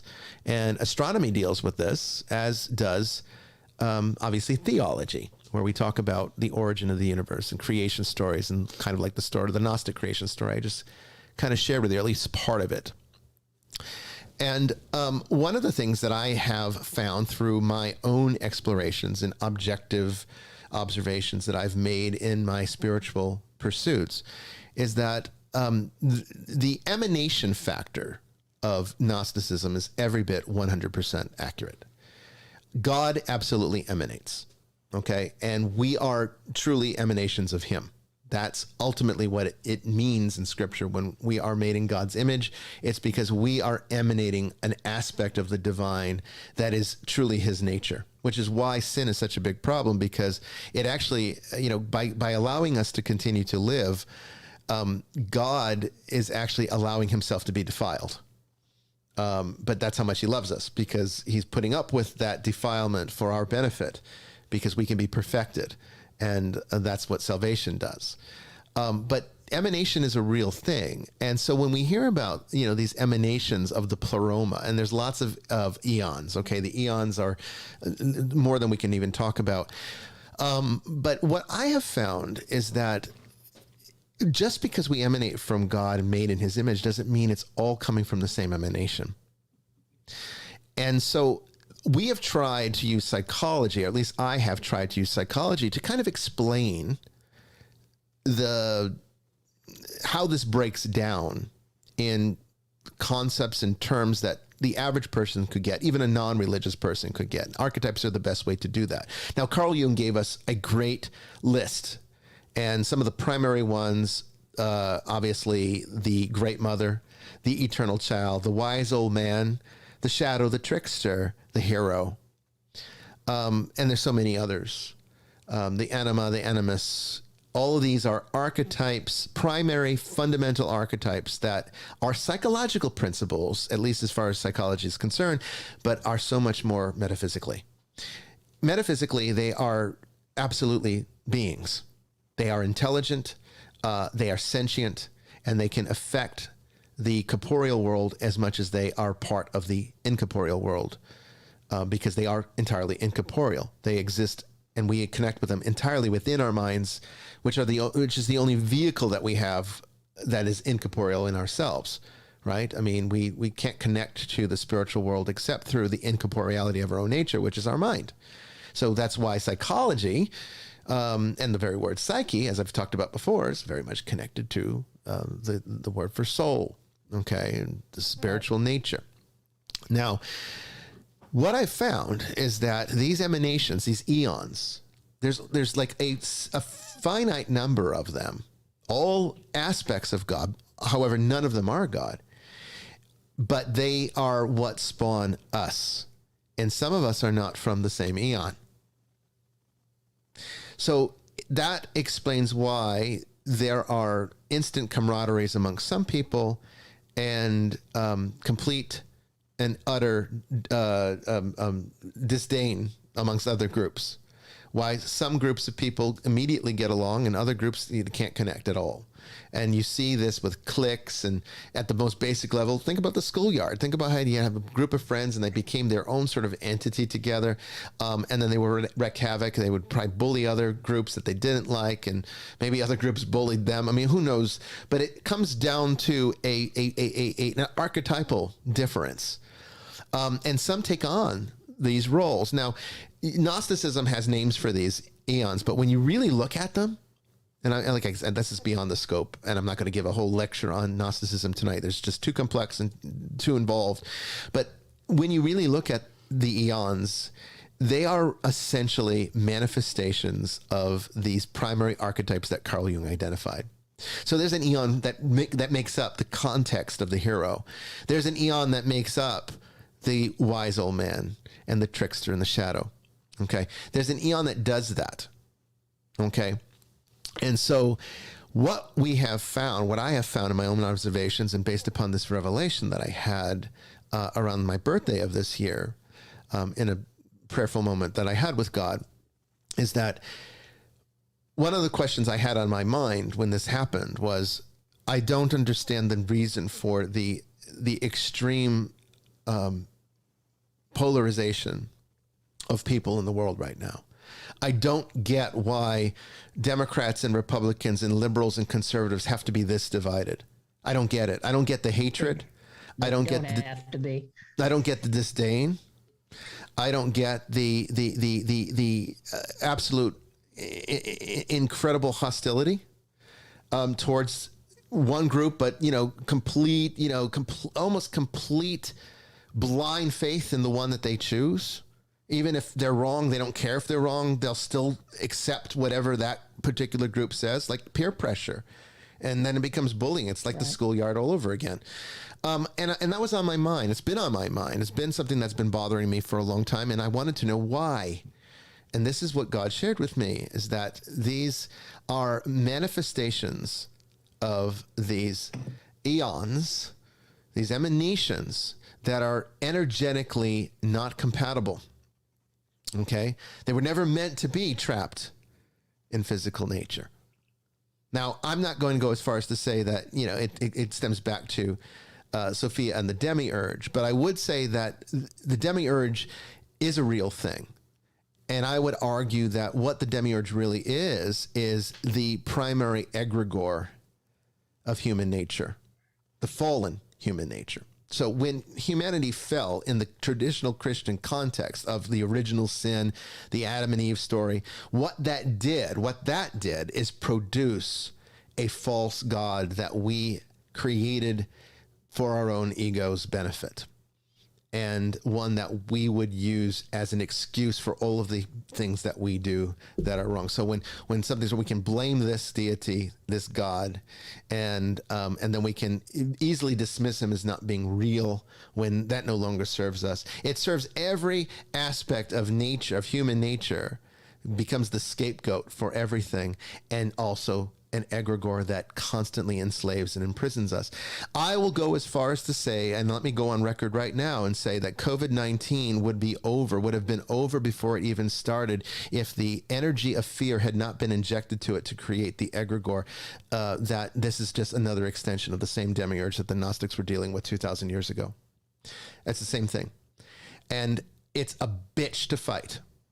It's a bitch to fight, because I've been trying to work an energy cycle against it, and it's so much stronger than any egregore I've gone up against before. Part of it is because I don't have enough support from my end. I have asked all of you to, at 3 o'clock every afternoon, 3 p.m. Eastern time, whatever that is for you. Going to be different time zones for different people, but at 3 p.m. Eastern time, whatever that is for you, to do a meditation, a visualization that puts an end to all of this COVID-19 chaos, all of it, right down to the masks and the vaccination dissensions and everything else, that just gets us back to a state of normalcy, as much as that's possible within the fallen existence. And even when we make progress, it fights back, and it kicks and it screams like some damn teenager, okay, or toddler even. And there's no way to actually fight this thing unless we have the numbers to actually diffuse it. But people keep injecting more fear into the equation, which feeds it. This is the demiurge. Okay, and all these eons that are energetically seduced by their own paradigm don't see it for what it is. This is they don't even realize that this is a false god that's completely manipulating them. And it's on both sides. Don't get me wrong. I'm not saying that the liberals got it wrong and the conservatives got it. No, the conservatives have their own. They've created another demiurge. QAnon is another one. That's another demiurge. More bullshit, okay, to just kind of to pacify that ego reality from that energetic stream. It's all about distraction. Yeah, it is, and it's spiritually corrupted, all of it. But what I did find is the interesting parallel between this and paganism, because people often ask me, who are the pagan gods? Where are they? Do they really exist? Was it fiction? And they're sometimes surprised when I say, as a Christian bishop, yeah, of course they exist. I keep hitting this thing. I am so sorry. I'm gonna make a little noise here. Let me mute my mic so I can try to adjust it, because this is really getting. It's okay. I've got a 90-pound dog sleeping at my feet who's snoring. So if you hear snoring, it's not me. It's my lab. Oh, okay. Well, I don't know if this is probably not a lot better, but I'm going to try to make it work for the next show. Again, this is a test show. There's going to be imperfections in this one until I get everything right. But do you want me to hold your hand? For what purpose? To keep from hitting it. Oh no, that won't help. That won't help, because I'll just be moving yours all over the place. Okay, so in respect to how this all plays out metaphysically for our purposes, and trying to understand this for my audience and everyone who's, trying to really grasp this and see how this might work from a revelation point of view, or maybe some insight that you can use in your own spirituality going forward, is that it does absolutely apply and explain what the ancient pagan gods were, and why Scripture will say that, worship no gods before me, or even acknowledging that there are other ones. But, I'm the one true God. And again, the Gnostics would have said that was the demiurge speaking. But, if we're going to look at it from a Christian vantage point, we can still make it apply and make it work. And I think kind of bridge it together so that it doesn't have to be this opposing, what would you say, an opposing theological stream or some kind of heresy, right? It doesn't have to create like a schism over this. It's really just about really trying to understand the mind of the ancient Christian. And a lot of them were Gnostics before Gnosticism had been completely rooted radical out. Yeah. Yep. Yeah. So, when you say, okay, the Aphrodite or Venus, okay, like let's say Aries, you got Mercury, you got Aries, you got Mars. What's the equivalent to Mercury? We were talking about him the other day. See, we get into these discussions, and then we just you lose your train of thought, and then it's like poof, it's gone. Got somebody saying Apollo. Apollo, thank you. That's who it was. Yes, Apollo. I could not remember Apollo. Yeah, I'm a little dry on that subject right now. Well, you got the Greek and I had it the other day. Yes, you got the Greek, and then you've got the Roman gods. Okay, and they have their same correspondence. We got Apollo and we got Hermes. Pick one. Hermes, yes, that's okay. Hermes. Yeah. Okay, it was Hermes. Hermes. So when you think about these deities and what they represent, they are archetypal expressions. In fact, even to this day, when you study astrology, the planets have the characteristics of their counterpart, their Roman counterpart god. Right. And these are archetypal patterns that are truly living within us. But there are always going to be those that resonate more closely with one over the other. Now, in an astrological chart, what you're going to see is that there's going to be a predominance of one type of energy pattern in the same sign. So let's say you have a conjunction with the Sun, Mars, and Venus in a person's chart, and they're all in the same astrological sign, like Cancer or Capricorn or something like that. Then when you see that configuration in that level of concentration, then energetically they are emanating out from that primary archetype, which makes them what they are and who they are. And some of us are going to relate to that energy if we have a lot of the same characteristics. And if we have opposing characteristics, we're going to find that person to be someone we don't like, even if we don't fully understand why we don't like them. We might have never even met them before, but we instantly have this sense of dread having to deal with them. That comes back to these archetypal patterns and how they work. But where the revelation was for me is understanding that the reason what Jesus is different is that even though we kind of see him as a hero archetype, right? You could say that he kind of extends back to the quintessential hero of Carl Jung's system of archetypes. He is also very much every other aspect as well. There is a anima and animus in him, very much. There is the old wise man is part of his, but also the eternal child too. Even in some Gnostic scriptures about the child, about Jesus' resurrection, sometimes this did not make it into the canon of conventional Christianity, but some of the extra canonical sources say or reported that his post-resurrection body sometimes would appear as a child. He'd be mistaken for a child, and then all of a sudden they look at him and, oh, it's Jesus. But at first they didn't see Jesus. They didn't see a 33-year-old man. They saw a child. That's the eternal child, right? And then of course there's even a little bit of trickster and shadow in Jesus. Think about the cleansing of the temple. Think about Book of Revelation. I shall spew you out of my mouth, he says, right, when you're neither well, you're lukewarm. You're neither hot or cold. So because you're lukewarm, I shall spew you out of my mouth. I mean, that's that's a dark kind of concept that we don't necessarily equate to Jesus. But the fact is, he has all of them encompassed in himself, which would make him a more complete aspect of this pleroma that the Gnostics were talking about, and a higher God, in a sense that he's not just emanating one aspect, one characteristic, one archetype. He's got them all, and he's able to help us to complete ourselves in that way. So this was how I started, relaying this, and then Sister Maximillian has some interesting insights into how that all played out together. So I want to get your views now on this, because remember the conversation that we had outside, also over cigars, by the way. And drinks. But anyway, I mean, just in your own words, how does that, I mean, what could you add to this to help make this more understandable? Well, I think what I bring to the discussion is that there's because I'm a geek at heart, and I relate to a lot of things through fandom. And I think fandom is a really good way of being able to bridge that. And if I remember correctly, the conversation began over reading something that I was reading about Outlander, but I don't remember what it was. It was something about, the themes from all the books. It was a summarization of all the themes, and how I didn't necessarily agree with the author's, because what she was doing, she challenged herself to describe each book with one word. And one of the, that's for you.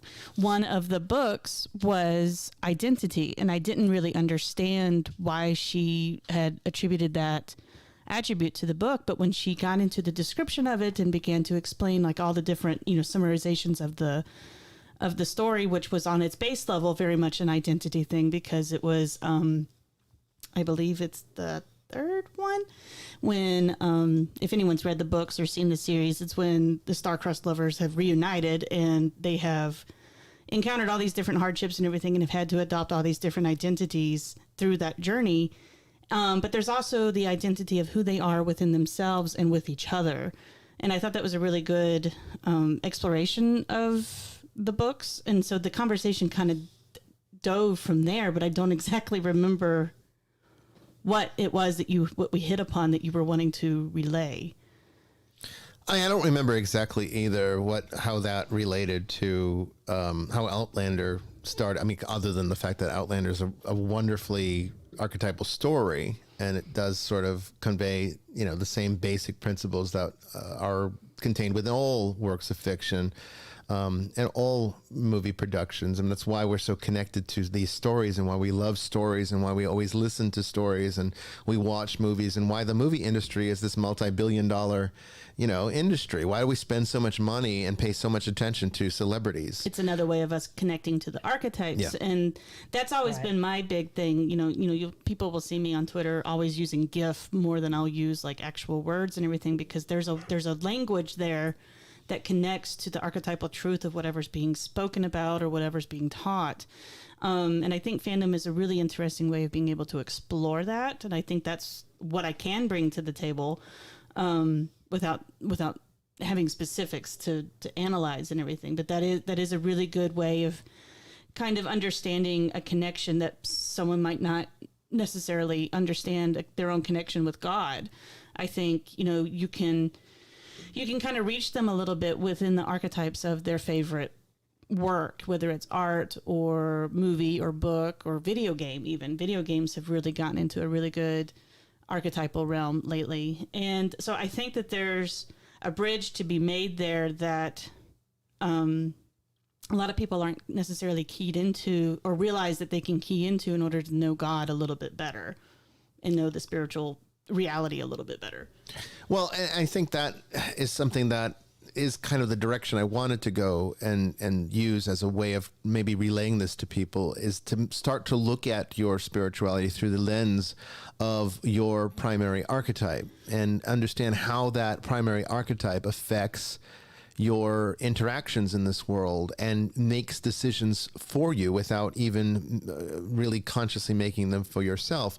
And if you're not careful, if the lack of mindfulness is so strong, as it is in many people, and I would say it is in most people, then you risk actually giving all your power away to the archetype, in which case you're really not making any of your own decisions anymore. You're basically letting the archetype that governs you dictate everything that is your reality, in which case you really don't exist, do you?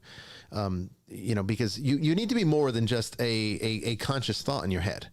A real living person is somebody that actually makes their own decisions, not based on what they want to be true or what they think is true, but what is fundamentally.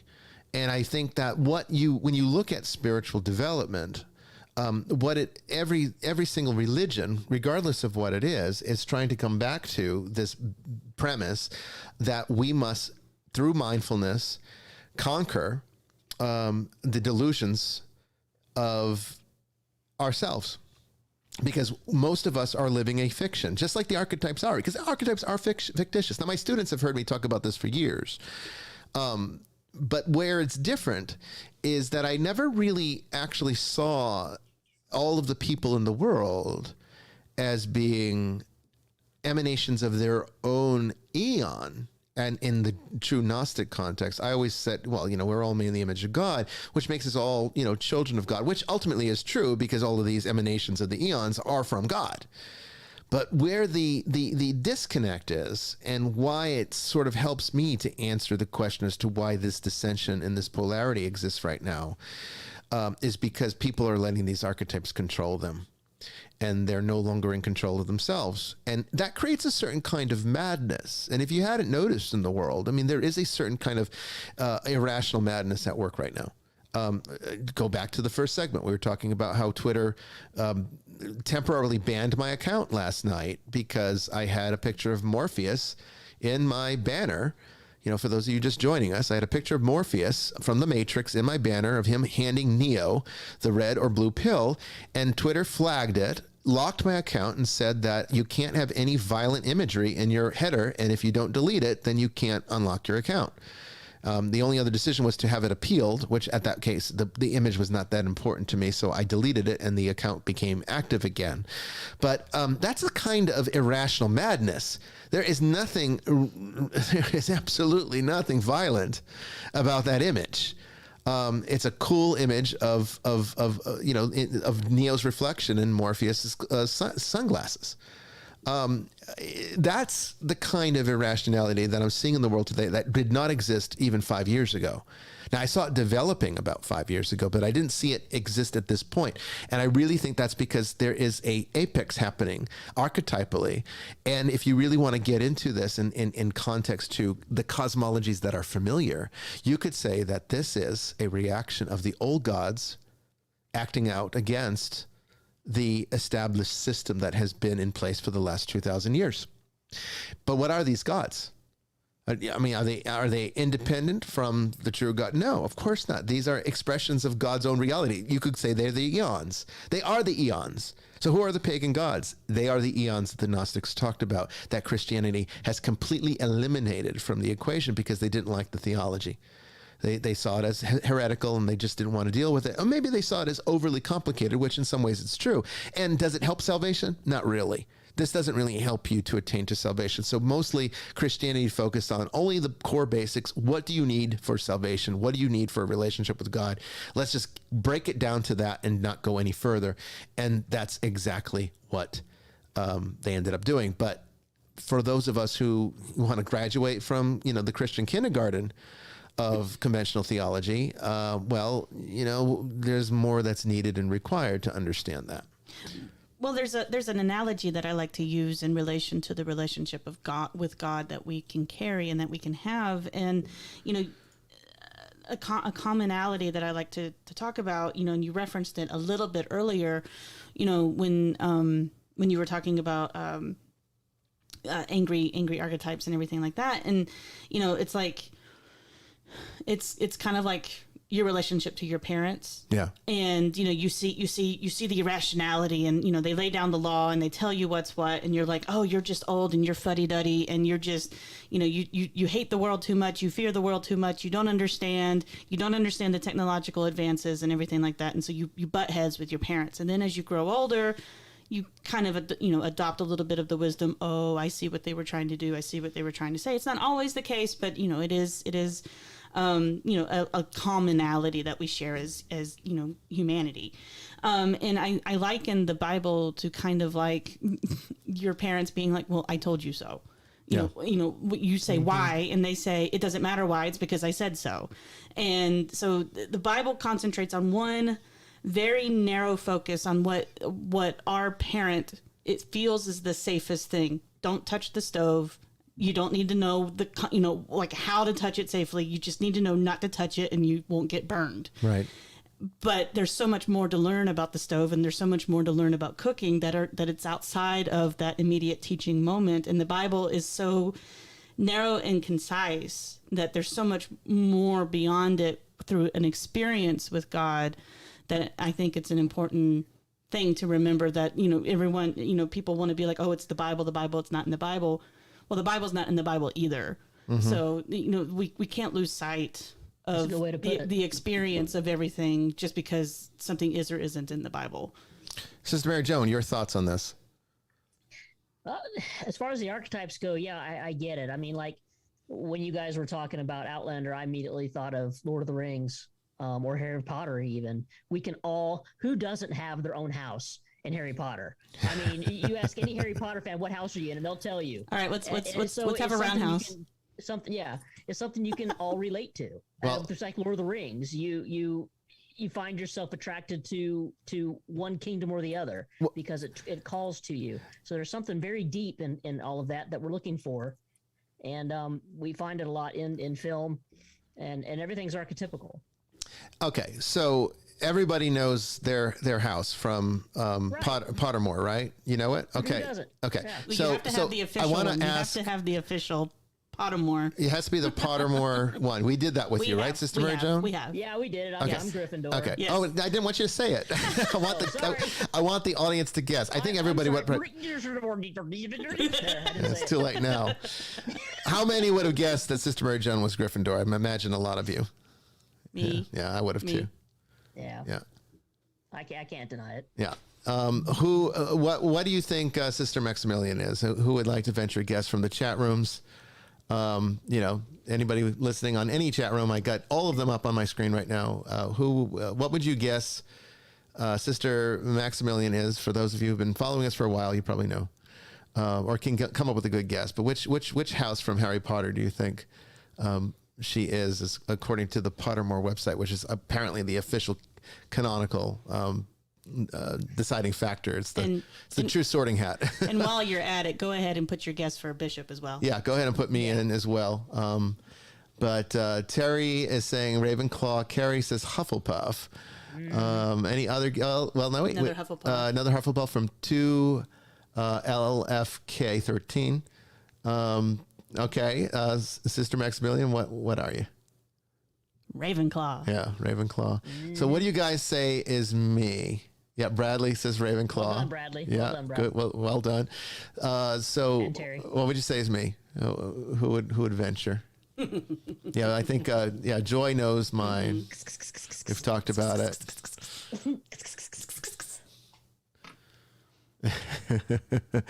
Never seen the Harry Potter movies, Jan Hippel. Gotta get caught up. Yeah. Oh, the Harry Potter movies. I mean, there are a few movies that are as archetypal. The books are better. Yeah. but the movies are good. Yeah. The movies are good in their own right.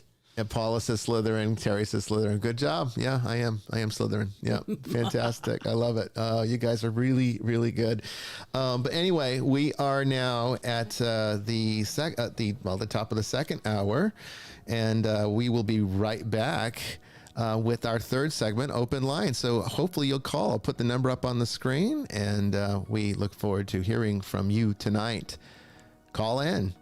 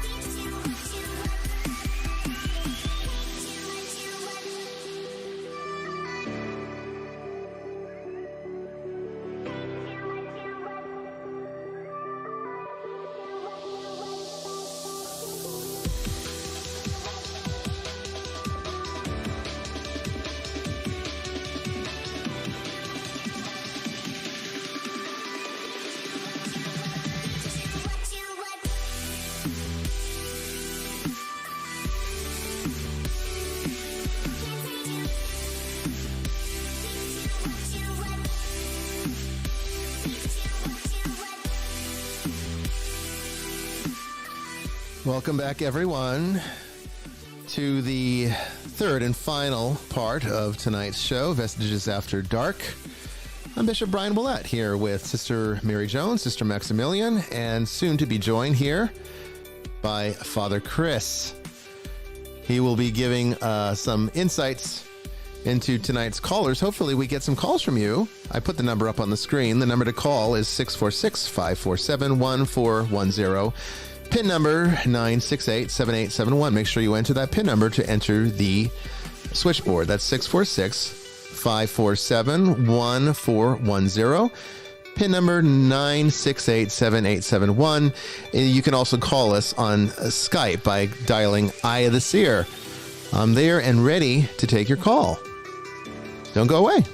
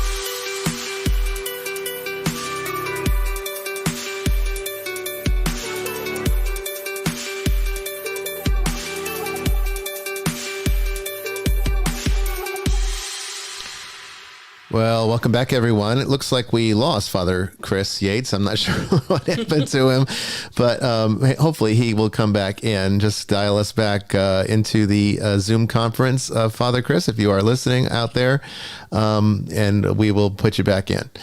But tonight we are taking your calls. Okay, so we're at that part of the show where we'd like to hear from you, and if you have questions about the paranormal or anything that has to do with any of your concerns or questions, or even if you have a nice story to tell us, please give us a call and let us know. 646-547-1410. That's 646-547-1410. Once you dial that number, make sure you enter the PIN when prompted, and that number is 968-7871. That's 968-7871. It is on the screen right now, but I'm saying it out loud for those of you listening on Spreaker or anywhere else that this might be broadcast to that does not have the video function. Okay. Hopefully Father Chris will be back, but until he does, have there been any questions, Sister Mary Joan, in the chat that we could take while we wait for people to call in? I would like to really take some calls to test the system at the very least. So hopefully one of you will have the courage to call in to make sure that our systems are working for future episodes. But Sister, anything come in on the chat?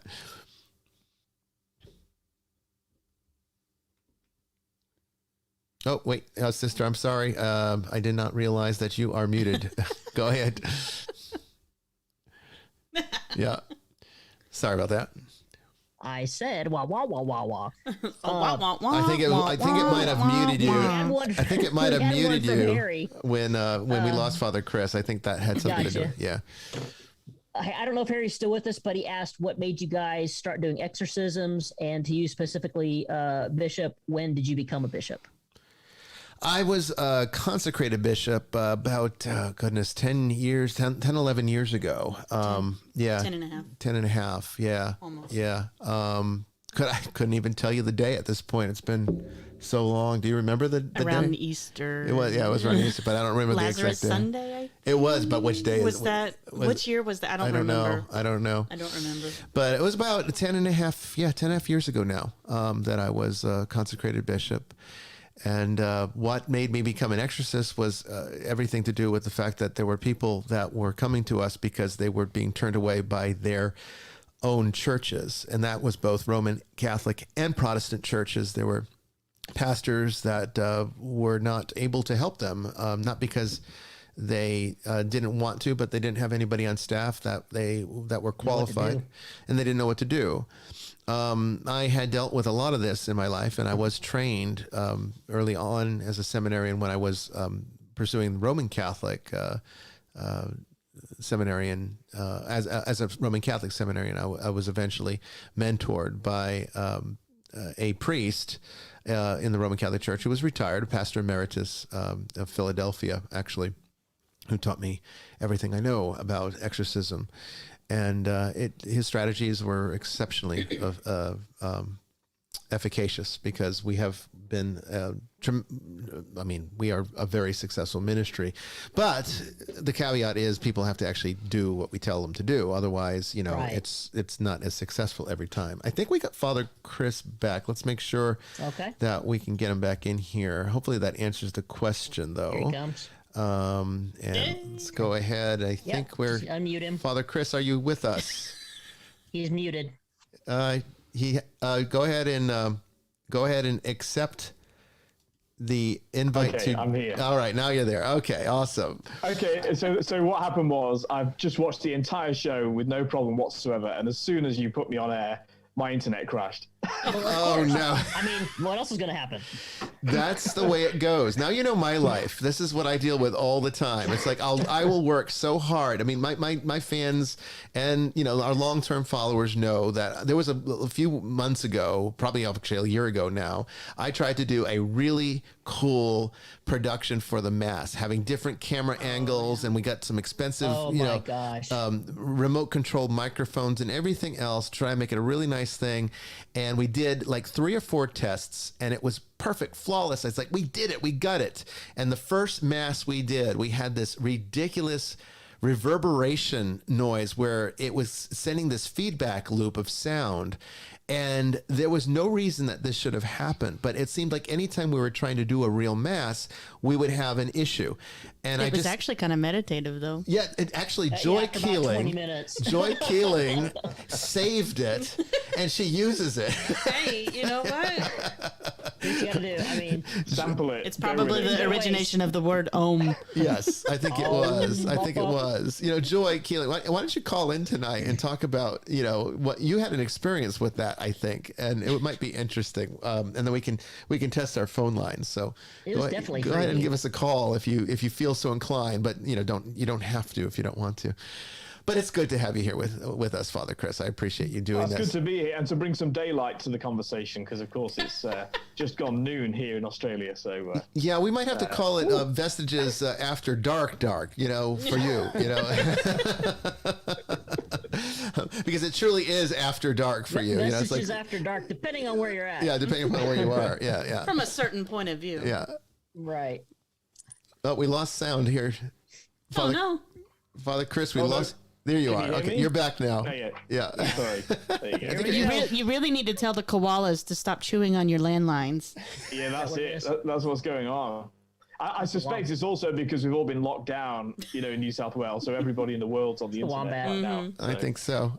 I think this might be Joy calling in now, so I'm going to try to put her on. Now, let's hope that this actually works, because you just never really know. But Joy, are you on the line? I think so. Am I? I think you are. It's like a party line now. Is. Sounds like her to me. Yeah, excellent. Well, welcome to this special edition. And but I wanted you to call in because I know that you loved that reverb that happened that day, and you kept it as a meditation piece. Yeah. Did you not? Yes, I did. It was just the audio part of it, and it was recorded off of the speakers. So I couldn't really, hang on, let me use this. There we go. I like that. Yeah. I think Speaking we're of reverb. Speaking of reverb, there it is. Speaking of that Caller, delay, please turn down your radio in your car. Caller. It was like a 10-second loop. Yes. That just kept playing, and each time it played, it got a little bit shorter. Yeah. And after a while, it all kind of merged into one sound, but you could still hear the more recent things that had been said being repeated in the distance as it echoed off.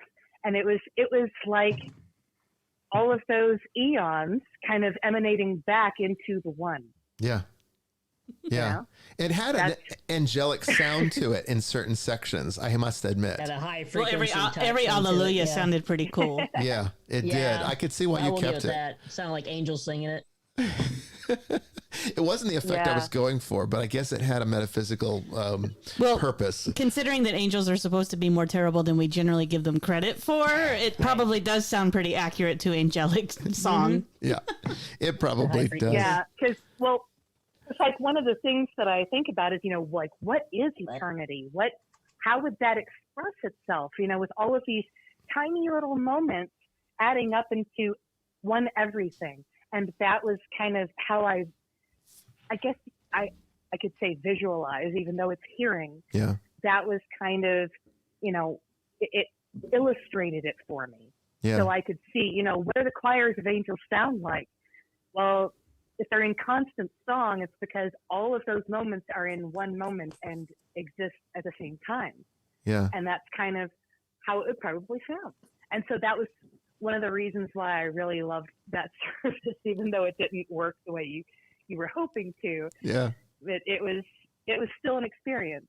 Well, the reason I just decided to abandon that project altogether was because I felt that unless we really truly had an engineer that could be there, in front of the switchboard and the control panel the entire time, making sure that everything was working the way it was supposed to, then there was really no practical way to do it, because everybody that we currently have at Mass, which is all of us here except for you and Father Chris and Levi, have his role to play, and the Mass is far more important than the production. So we really just was like, what works is the single camera angle on the iPhone. That has been a consistently, at least mostly reliable way of doing it. And so I was like, well, let's just stick with that right now. We'll make Vestiges After Dark better. So hopefully we've done that tonight. Do you like the new format, Joy? How is it? How is it for you as an audience member? I really love it. Great. Yeah. I really love being able to have everybody on there. I would not have liked this as much when I was your co-host. Yeah. Yeah. I would not have wanted to be looked at that time. Yeah. Now I don't mind. I've already volunteered to be a guest. Yeah. At some point in the future. Yeah. But at the time, I was still going through a whole lot of like spirit attachment stuff, and I'm just going to come out and say it. I was kind of batshit crazy at the time, and so I feel a lot better now. Yeah. So now I wouldn't mind being on screen. Yeah, I wouldn't mind being on screen now. Yeah. But at the time, I would have hated this, but it's a fantastic thing. I love this. Well, it's going to be great. Great. I'm so happy. It's been something that I've really, wanted to do for a while. And I just wanted to make sure it was something that was going to be useful to the ministry and not something that just, was more of a drain. And I think that if we can make Vestiges After Dark a bigger show, it could become a viable, maybe even a small income source for the ministry, and that could always lead to new things and better things. So that's part of the method to my madness here. But yeah, I'm glad that it's translating well to the audience. Father Chris, you also were watching the first two segments. Do you like this new format? And now that you're going to be sort of a regular for our open lines, and we'll do some theological series with you as well this coming season. So I know that a lot of our audience is going to really enjoy that. But what do you think about like having the video, and hopefully the sound's better from your end as well? Oh, it's so much better. I mean, a lot clearer as well. I mean, often on this show we're talking about quite, we use quite technical language sometimes. Yeah.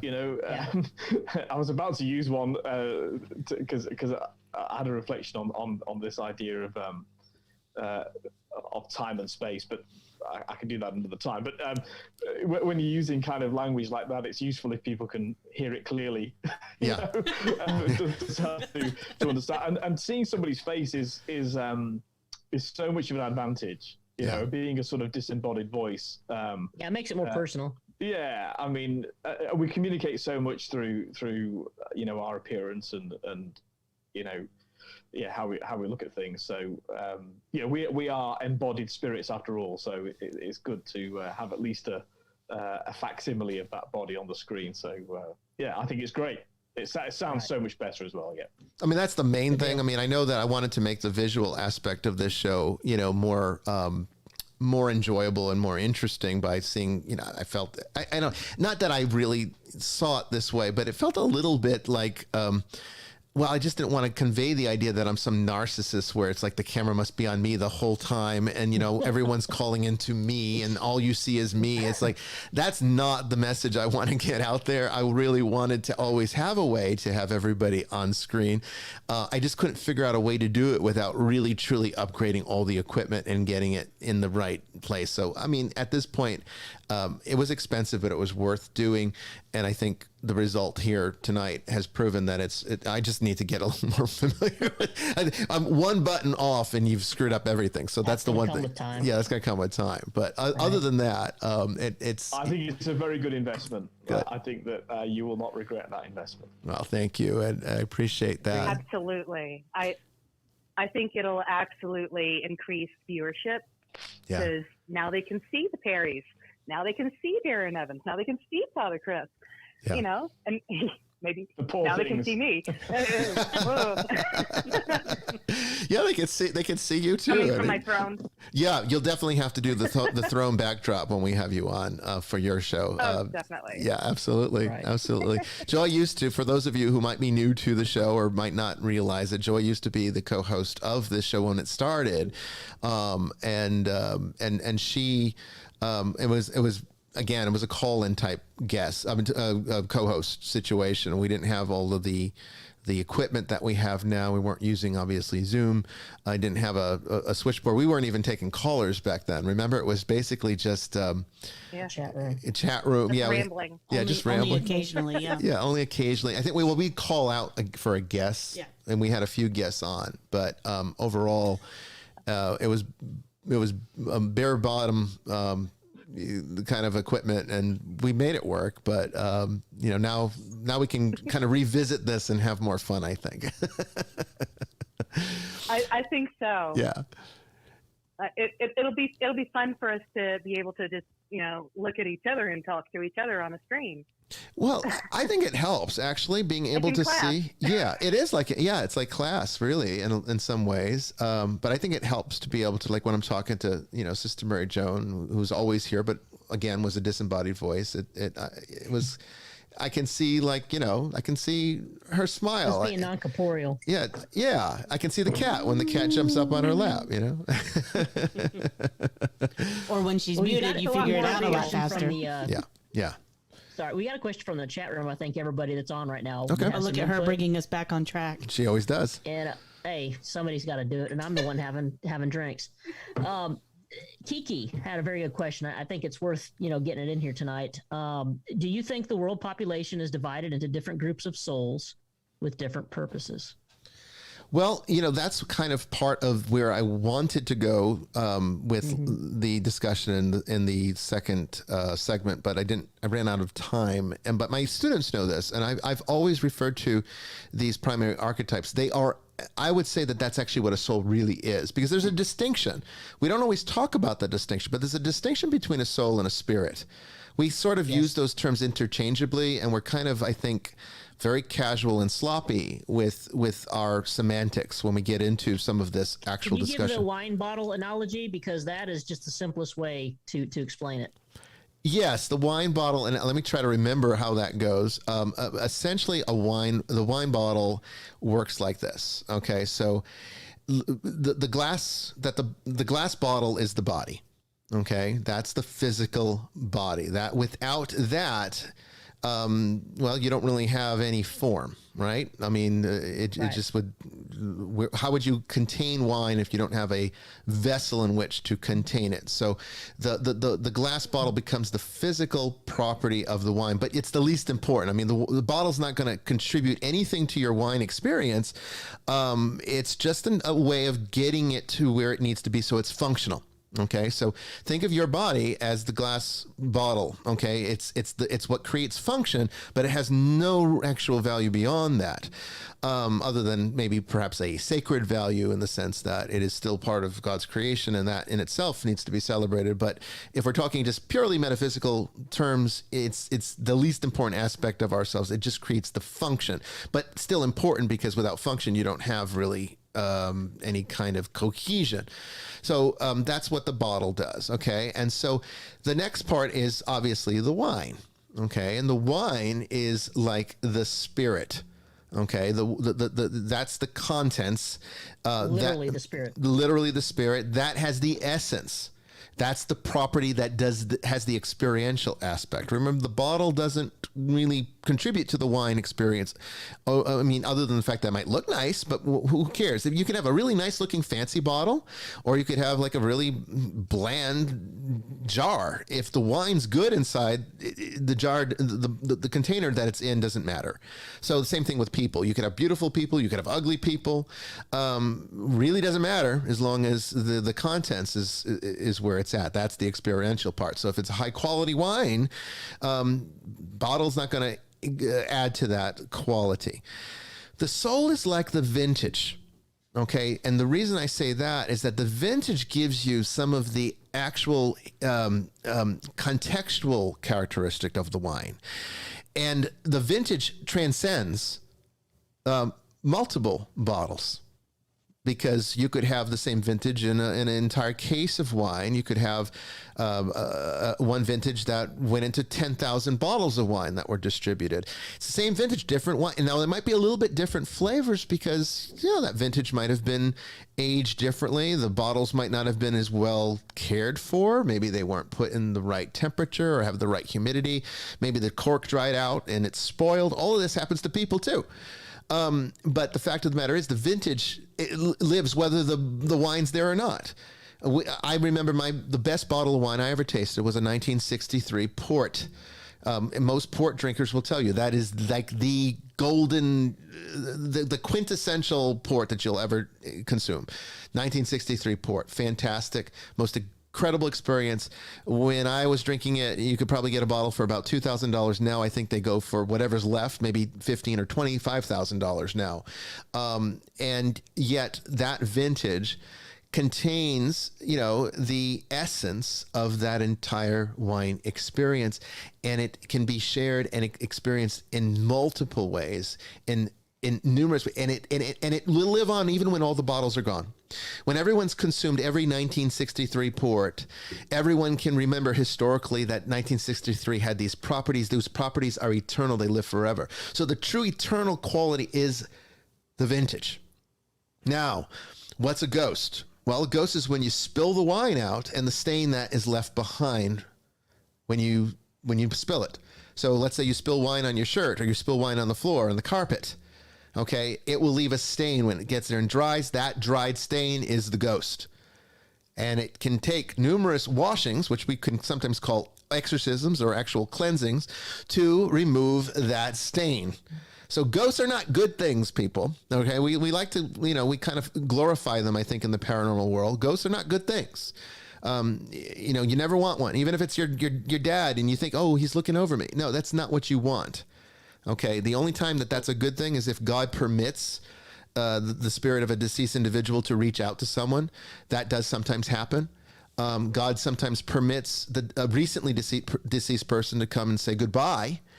But a lingering spirit is never a good thing, no matter who it is. And the reason for that is it degrades over time, just like wine. Remember, wine only tastes good in those moments that you're drinking it. But if you leave the bottle open all night, or if you spill it out on the carpet, I can tell you when you lick the carpet the next morning, it's not going to taste good. It's the same thing. So that's kind of the wine bottle analogy that sort of kind of bridges the gap between understanding the difference, at least primarily between a spirit and a soul. And and the reason that's important is because the soul, it contains the essence of the quality, and all of the skill and wisdom of the winemaker, which we could say is God, is contained in his knowledge of that vintage and how he put that vintage together. The wine is the natural product of it, right? I mean, so he sets the spirit, the soul in motion, and then sort of the soul emanates out the spirit and the body. But ultimately, once the spirit and the body are gone, the vintage lives on, and that's the true eternity of all things. Now, where this analogy breaks down is that the resurrection. So the resurrection would be sort of like a magical event where all of the bottles, all the finest bottles of the world, all of a sudden just reappeared on your wine cellar, and now they live there, and they never run out. You just keep pouring it, and they always taste good, and even if the cork's left open, they still taste good. That's sort of like what the resurrection is. Well, maybe it's like a balsamic vinegar. Well, you could maybe go that way. Something different. It's still wine, but yeah. Maybe something different. How sour you are, I suppose. Depends on how sour you are. Yes, it depends on how sour you are. Sour grapes. Yeah, but I think though. I mean, I'd only want to make one caution, if I may. Yeah, go ahead. Which is just to, and I don't think this was what was behind the caller's question. This is me kind of inserting something in just because it's one of my pet peeves. Yeah. But this idea that somehow and there's a bit of Calvinism in this, that somehow there's a predestination to us. In other words, that there are souls that are made by God that have no eternal destination or no heavenly eternal destination. And I think, I'd want to reject that outright. It seems to go against the entire revelation of the scriptures of free will and of salvation. So I think although each soul is unique and uniquely made by God for a specific purpose, which we may never know in this life, and in fact, in some ways, it's best we don't know, that actually, when it comes to an eternal relationship with God, there's nothing, there's no will that any soul would be lost. No, there would definitely be no will that it would be lost. But I would say, foreknowledge, of course. I would say though that, but the conditions are there for it to be lost because of the free will aspect, in the sense that the attainment of salvation has no merit if it's automatic, in the sense that we would have to choose willingly that course of action for ourselves in order to attain to it. So it's made available and freely to all, as long as one freely pursues it. If they don't pursue it, well then, it has its own consequence. Yeah, absolutely. Yeah. It's just to reiterate that God doesn't create one to be destroyed. Yeah. No, definitely not. Definitely not. And I think that's kind of where maybe I wasn't conveying that correct, but that's kind of why I was saying with the vintage being the genuine nature of the soul is that lives on no matter what. Even if the wine spills out, even if it doesn't take care of it and it sours, that's only the one bottle, but the vintage lived on. The quality of that vintage, 1963 port's always going to be good, even if somebody let one of their bottles go bad. And that's kind of how I've always sort of seen it metaphysically. Just a simple little analogy for people. We've got a caller coming in from Las Vegas. I believe this is 702 area code. Hello, you're on the air. Hello, can you hear me? Yes, we can hear you just fine. Yeah. Okay. So I have a question. Yes. Have you guys, anytime you've done any type of investigation or anything like that, have you ever brought something home with you that you didn't realize was there for a while? Like, say, a couple days passed and you realize that, something came home with me, or just kind of curious. Yeah, I think we'll all have a different, perhaps, way of explaining this, but I don't know what Father Chris would say, because he does the same work that I do. I think I know Sister Mary Joan's answer. I know Sister Maximillian's. Yes. I mean, sometimes when you work a case, particularly one that is pertaining to a definitive spiritual attachment, whether it be demonic or, just a ghost, they can sometimes latch on to you. Now, the ghosts are not so much a problem, because what ends up happening is anything I take home with me, I offer up at the next Mass. And the prayers for the dead that are already part of the Mass I have never seen not take care of those kinds of stragglers. I call them stragglers because they come home with me. I feel like they do that because they are looking for the help that I can provide, and they know that if they come with me, they'll find what they're looking for, and they find that peace. So we have had situations where we've gone on an intensive investigation, and then we get home, and then suddenly, there's all this disturbing activity going on in my home. And we can even pick it up with our equipment, and we've even had conversations, collected EVPs and whatnot. And then we'll have Mass. And at that part of the Mass where we offer the prayers for the dead, there's a change in atmosphere. You feel it. It's almost as if they cross over. Well, that is what's happening. They are truly crossing over, and then everything goes quiet after that. The demonic attachments are a little different. Now, those don't typically come home with me, but every now and then I will pick up a malevolent attachment. And they can be difficult to deal with. Yes, it does happen. Now, Sister Mary Joan, Father Chris, what are your experiences with this? So the one time you and I, after we go on these investigations, especially with the GAC, one thing we do religiously is after the investigation, it could be 2-3 o'clock in the morning, but we will have Eucharist. Mm-hmm. We do it before or after, and that helps a lot because we get what's called a paranormal hangover, and we immediately after we leave an investigation, we eat, and then if we have to, we do Eucharist, and then we have Mass. Usually tacos. Usually a couple of days. Usually real greasy tacos. Yeah, greasy tacos at 2 o'clock in the morning at a hotel lobby. But nothing wrong with that. I had something right. Nothing wrong with that. The only time I had something it didn't really come home with me. My home's very warded. And I do things to protect myself as well. But there was one time we had a client, it was just supposed to be an interview, and Bishop and Sister Max remember this, where we ended up having to go into, I believe we did a minor rite on her, and then we had to stop because she started to have a physical reaction to it. You remember the one where the boyfriend said, "Hey, take my gun"? I'm like, oh God. Yes, I do. That one was definitely malevolent, and it came to me in my dreams and started screwing with me for about 3 or 4 days. And I did tell the bishop about it, but as soon as I took Eucharist at the next Mass, it was fine. And when it was taunting me in my dreams, I basically told it to F off. I wasn't trying to hear it. Mm-hmm. And that's the only time I really had anything. And I really wouldn't consider that an attachment. But it was taken care of after Mass. No, attachment tends to be protect ourselves, and that's why the sacraments are so important. Attachment tends to be when you can't get rid of it. I would just I call them stragglers at that point. Yeah, I've never had one hang on. Beware of hitchhiking ghosts. Yes, like the Disney World ride. It's just like that. They come home with you. Yeah. Father Chris, what have been your experiences with this, and how have you dealt with them if they do happen to you? Yeah, well, I mean, in terms of active ministry that I've been in, I just reiterate what Sister Mary Joan just said. I mean, I've been fortunate that I've almost always lived on holy ground, in vicarages or presbyteries. I've had access to the Blessed Sacrament.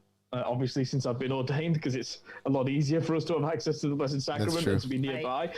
So in terms of that, the only thing I have that has stuck with me is insomnia. So occasionally that's how it plays out with me. And I think we all suffer that. If I can interject, I'm pretty sure all of us in this work, we are horrible at trying to sleep.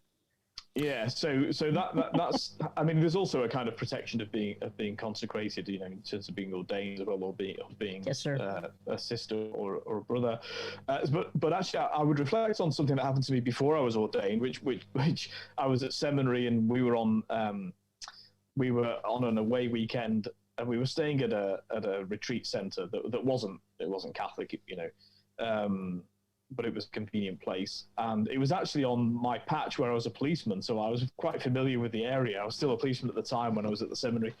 And we were in this like a social event, really, and the toilets were in the basement. So I went down to the toilets, and there was just a force that was stopping me from leaving the room afterwards, and it felt very unpleasant. And I didn't really have the any knowledge really of what to do. Yeah, I think I know what you're talking about. Yeah. Yeah. And so, I mean, then I went back up and it was like a party atmosphere. It was, there was a bar upstairs and I was chatting to one of my friends who was a seminarian who knew more about this stuff. And, I said, have you ever had a strange experience in the toilet? Which, of course, was probably not the yeah, they could have worded that a little different. Yeah, I could have worded that differently for a group of Englishmen drinking in a bar.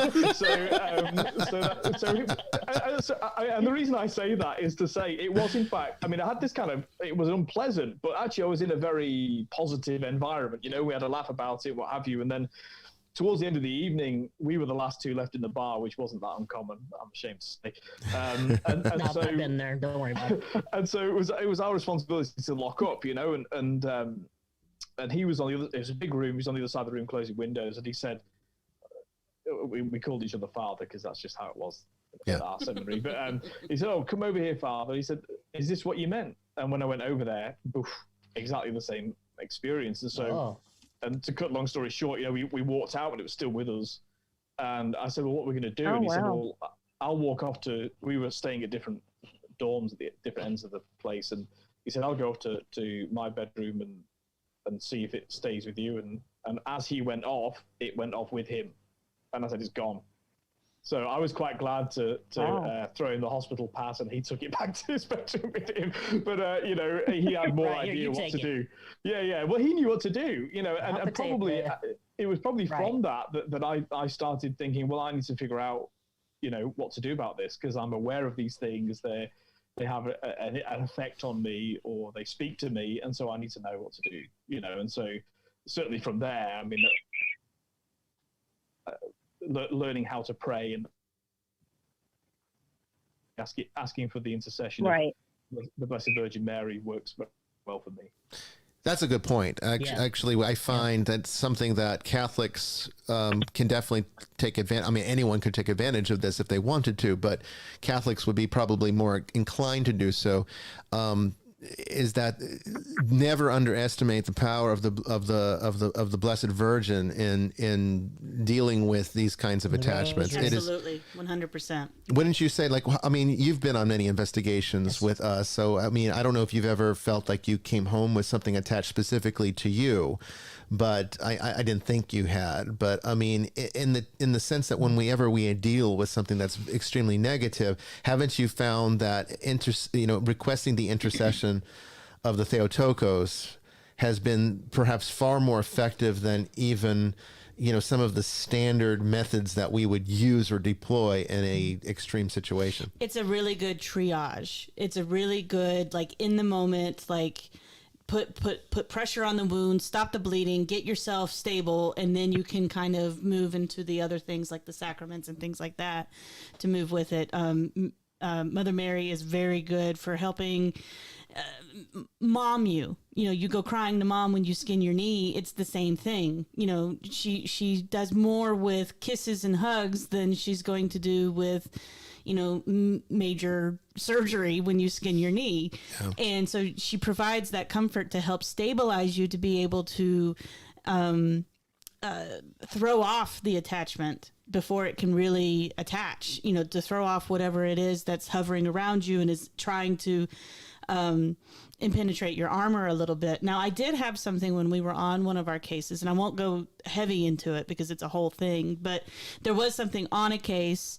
It was one that we filmed, and it was actually the one where Sister Mary Joan got really mad. Yeah, boy, I was ready to throw hands, girl. And I rely, I went to you for a blessing, and then because the investigation continued, I removed myself. I said a few Hail Marys, a couple St. Michaels, and got back into it, and it helped calm me down, and it helped reground me and bring me back to that moment. And to kind of segue, there was a question in the chat room earlier that asked the group at large what we would do if we woke up and saw a shadow creature or shadow person in the corner of the room. How would we react? I've done that, and my reaction is too. Mary. Yeah. Run to mom. Absolutely, 100%. I find that is always, and it's not to sort of marginalize the relationship directly with Jesus. In fact, if anything, it enhances her either. No, it's not. It enhances it, because everything that it's kind of like she comes with you to that relationship, and she has a more perfect way of making that connection than we ever could. And so because she, lived with all of the struggles that we as human beings have lived, her now being in the communion of saints and having that connection both to God, but also fully in remembrance of what it was like to be human and to struggle with the things that human beings struggle with. And a sense of perseverance that we can only aspire to have. Well, that's true. Yeah, that's without saying. I mean, my goodness, yes. We're talking about somebody who chose to be sinless and succeeded at it. Yeah, that's right. Yeah. And I think actually, one of the things that helps to cast out that the attachments, is to be able to maintain a sense of joy. That even though you're dealing with things that can be dark or that are at least turbulent in people's lives. Yeah. If you can maintain some sense of joy, because it's good news that we proclaim after all, not bad news. Right. That's actually why, Pope Francis's first encyclical, Evangelii Gaudium, the joy of the gospel, trying to maintain that joyful attitude is something that I think, especially in the work of exorcism, is really important. If we just turn up as dour, miserable people, and there's a fine line. People need to know you're taking them seriously, but also to have that kind of, genuine charismatic joy that comes from Christ. And I think feeling the protection of the Blessed Virgin Mary is helpful for me anyway in preserving that sense of joy. Yeah, I think that's very important. But I hope that. Yeah, I hope that helps, caller. I hope that it might give you something. It did. I had always wondered about that because you just. I guess it's just one of those things that I've always wondered about. How do you guys handle that? I suppose it would be so easily for something to attach to you, and whether it would be something needing your help or something. It's something that I think about a lot. That I never assume that I'm without that problem, and so I think it helps me to commit to that life of prayer and strong faith, and to not let things slide. I never assume I'm in the clear, but I think that great hope and joy that comes from being cleaved to Christ is what sees us through. Yeah, I think that's ultimately the important thing. When in doubt, fall back and regroup. Refocus yourself and remind yourself of why you're doing the work that you're doing, and you're in the environment that you're in. Yeah. I think that's a good way. And also to that effect, I think it is also a testament to how important a spiritual life is to every aspect of our reality. It's not just about paranormal investigators going into situations that are high risk and coming home with something malevolent. That can happen anywhere to anyone. Even a person of strong faith, even a person who has all the grace of the church behind them. Anyone could come into contact or come under the radar of something malevolent. And it is the grace of the church that allows us to be able to deal with that.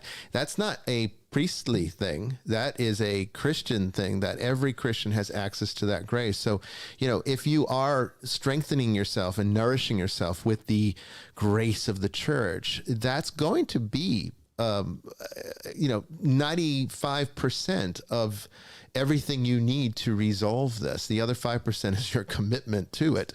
But the grace is very much there if you just use it. All you have to do is say yes. That's why I say it's 5%, not because it's 5% less important. 5% of the effort is saying yes. And that's what a lot of people don't do. They don't think they need it. They don't think the church is important, or they become discouraged by the fact that there's a lot of negativity there and they don't want that in their lives, which understandably so. I get that. Believe me, I understand that better than most people because I've lived it too. But, I've always tried to not take it out on the church. I always try to remember that the church is always worth fighting for. And the church is ultimately people, and people are flawed, and there's going to be problems. So you have to know how to deal with those problems. But don't let yourself starve to death spiritually just because, you might have had a bad experience in a particular parish or something of that nature. It's very important not to do that. Yeah, I think it's important to say, it is a baptismal gift. It's not an ordination gift. Yes, it is. Yeah. And I remember I've been asked so many times, about praying, for example, on liturgy of the hours, the breviary daily. And lay people say, are lay people allowed to pray the office? And I said, absolutely. Yeah. The difference is ordained people have to. I get that question too. Yeah. But it would be great if everybody did. So yeah, I think that kind of false division between the ordained and the lay, which I know it does have a purpose, and there are differences, and some people need to emphasize those differences more because they need to feel that when Father's here, it'll be all right, and I don't want to undermine that because there's some truth in that. Right. But actually, it's everybody's gifting to, through baptism, to receive that grace and then to nourish it, to feed it. I mean, your wine analogy, which can be extended in lots of different directions. It's a good analogy. After all, Jesus used the image of the vineyard so well. Yeah. But actually, wine matures, and so. I live in the Hunter Valley here, so we're in a big wine region here, and I know that if they make Shiraz, this year's Shiraz, if you put it in your basement for 5 to 10 years, it'll taste like a different drink. Yeah, that's true. There is a sense of allowing that maturity to take place. Yeah, I like that. And there's so many ways you could take it. Yeah. Well, not to cut you off, but I want to thank you guys. I don't want to clog up the phone, so thank you for answering my question. No, thank you for calling. Thank you for calling in. Hail Mary, full of grace. Hit the devil in the face. Always. Always. Thank you. Thank you so much. All right. Thank you. Yeah, that's a good question. And I think it's something that we tend to see, often people are always wondering about how do we survive these situations that we're putting ourselves at spiritual risk and putting ourselves in high risk environments and dealing with high risk people because they might have very serious attachments. And I think the movie The Exorcist became a bit of an archetype of that as well, where, if you recall in the big exorcism scene at the end, he basically says, "Take me," and then he goes inside him, and then the priest jumps out the window and dies, presumably taking the demon with him. I'm not sure. But the fact of the matter is that's not really how you want to handle an exorcism. No, that is not very effective long term. Not very effective. Yeah, not very effective long term. But we are coming up on the end of the show here, and I just wanted to say thank you so much. Thank you, Joy. I think you're still on the line. Are you there, Joy? You still with us?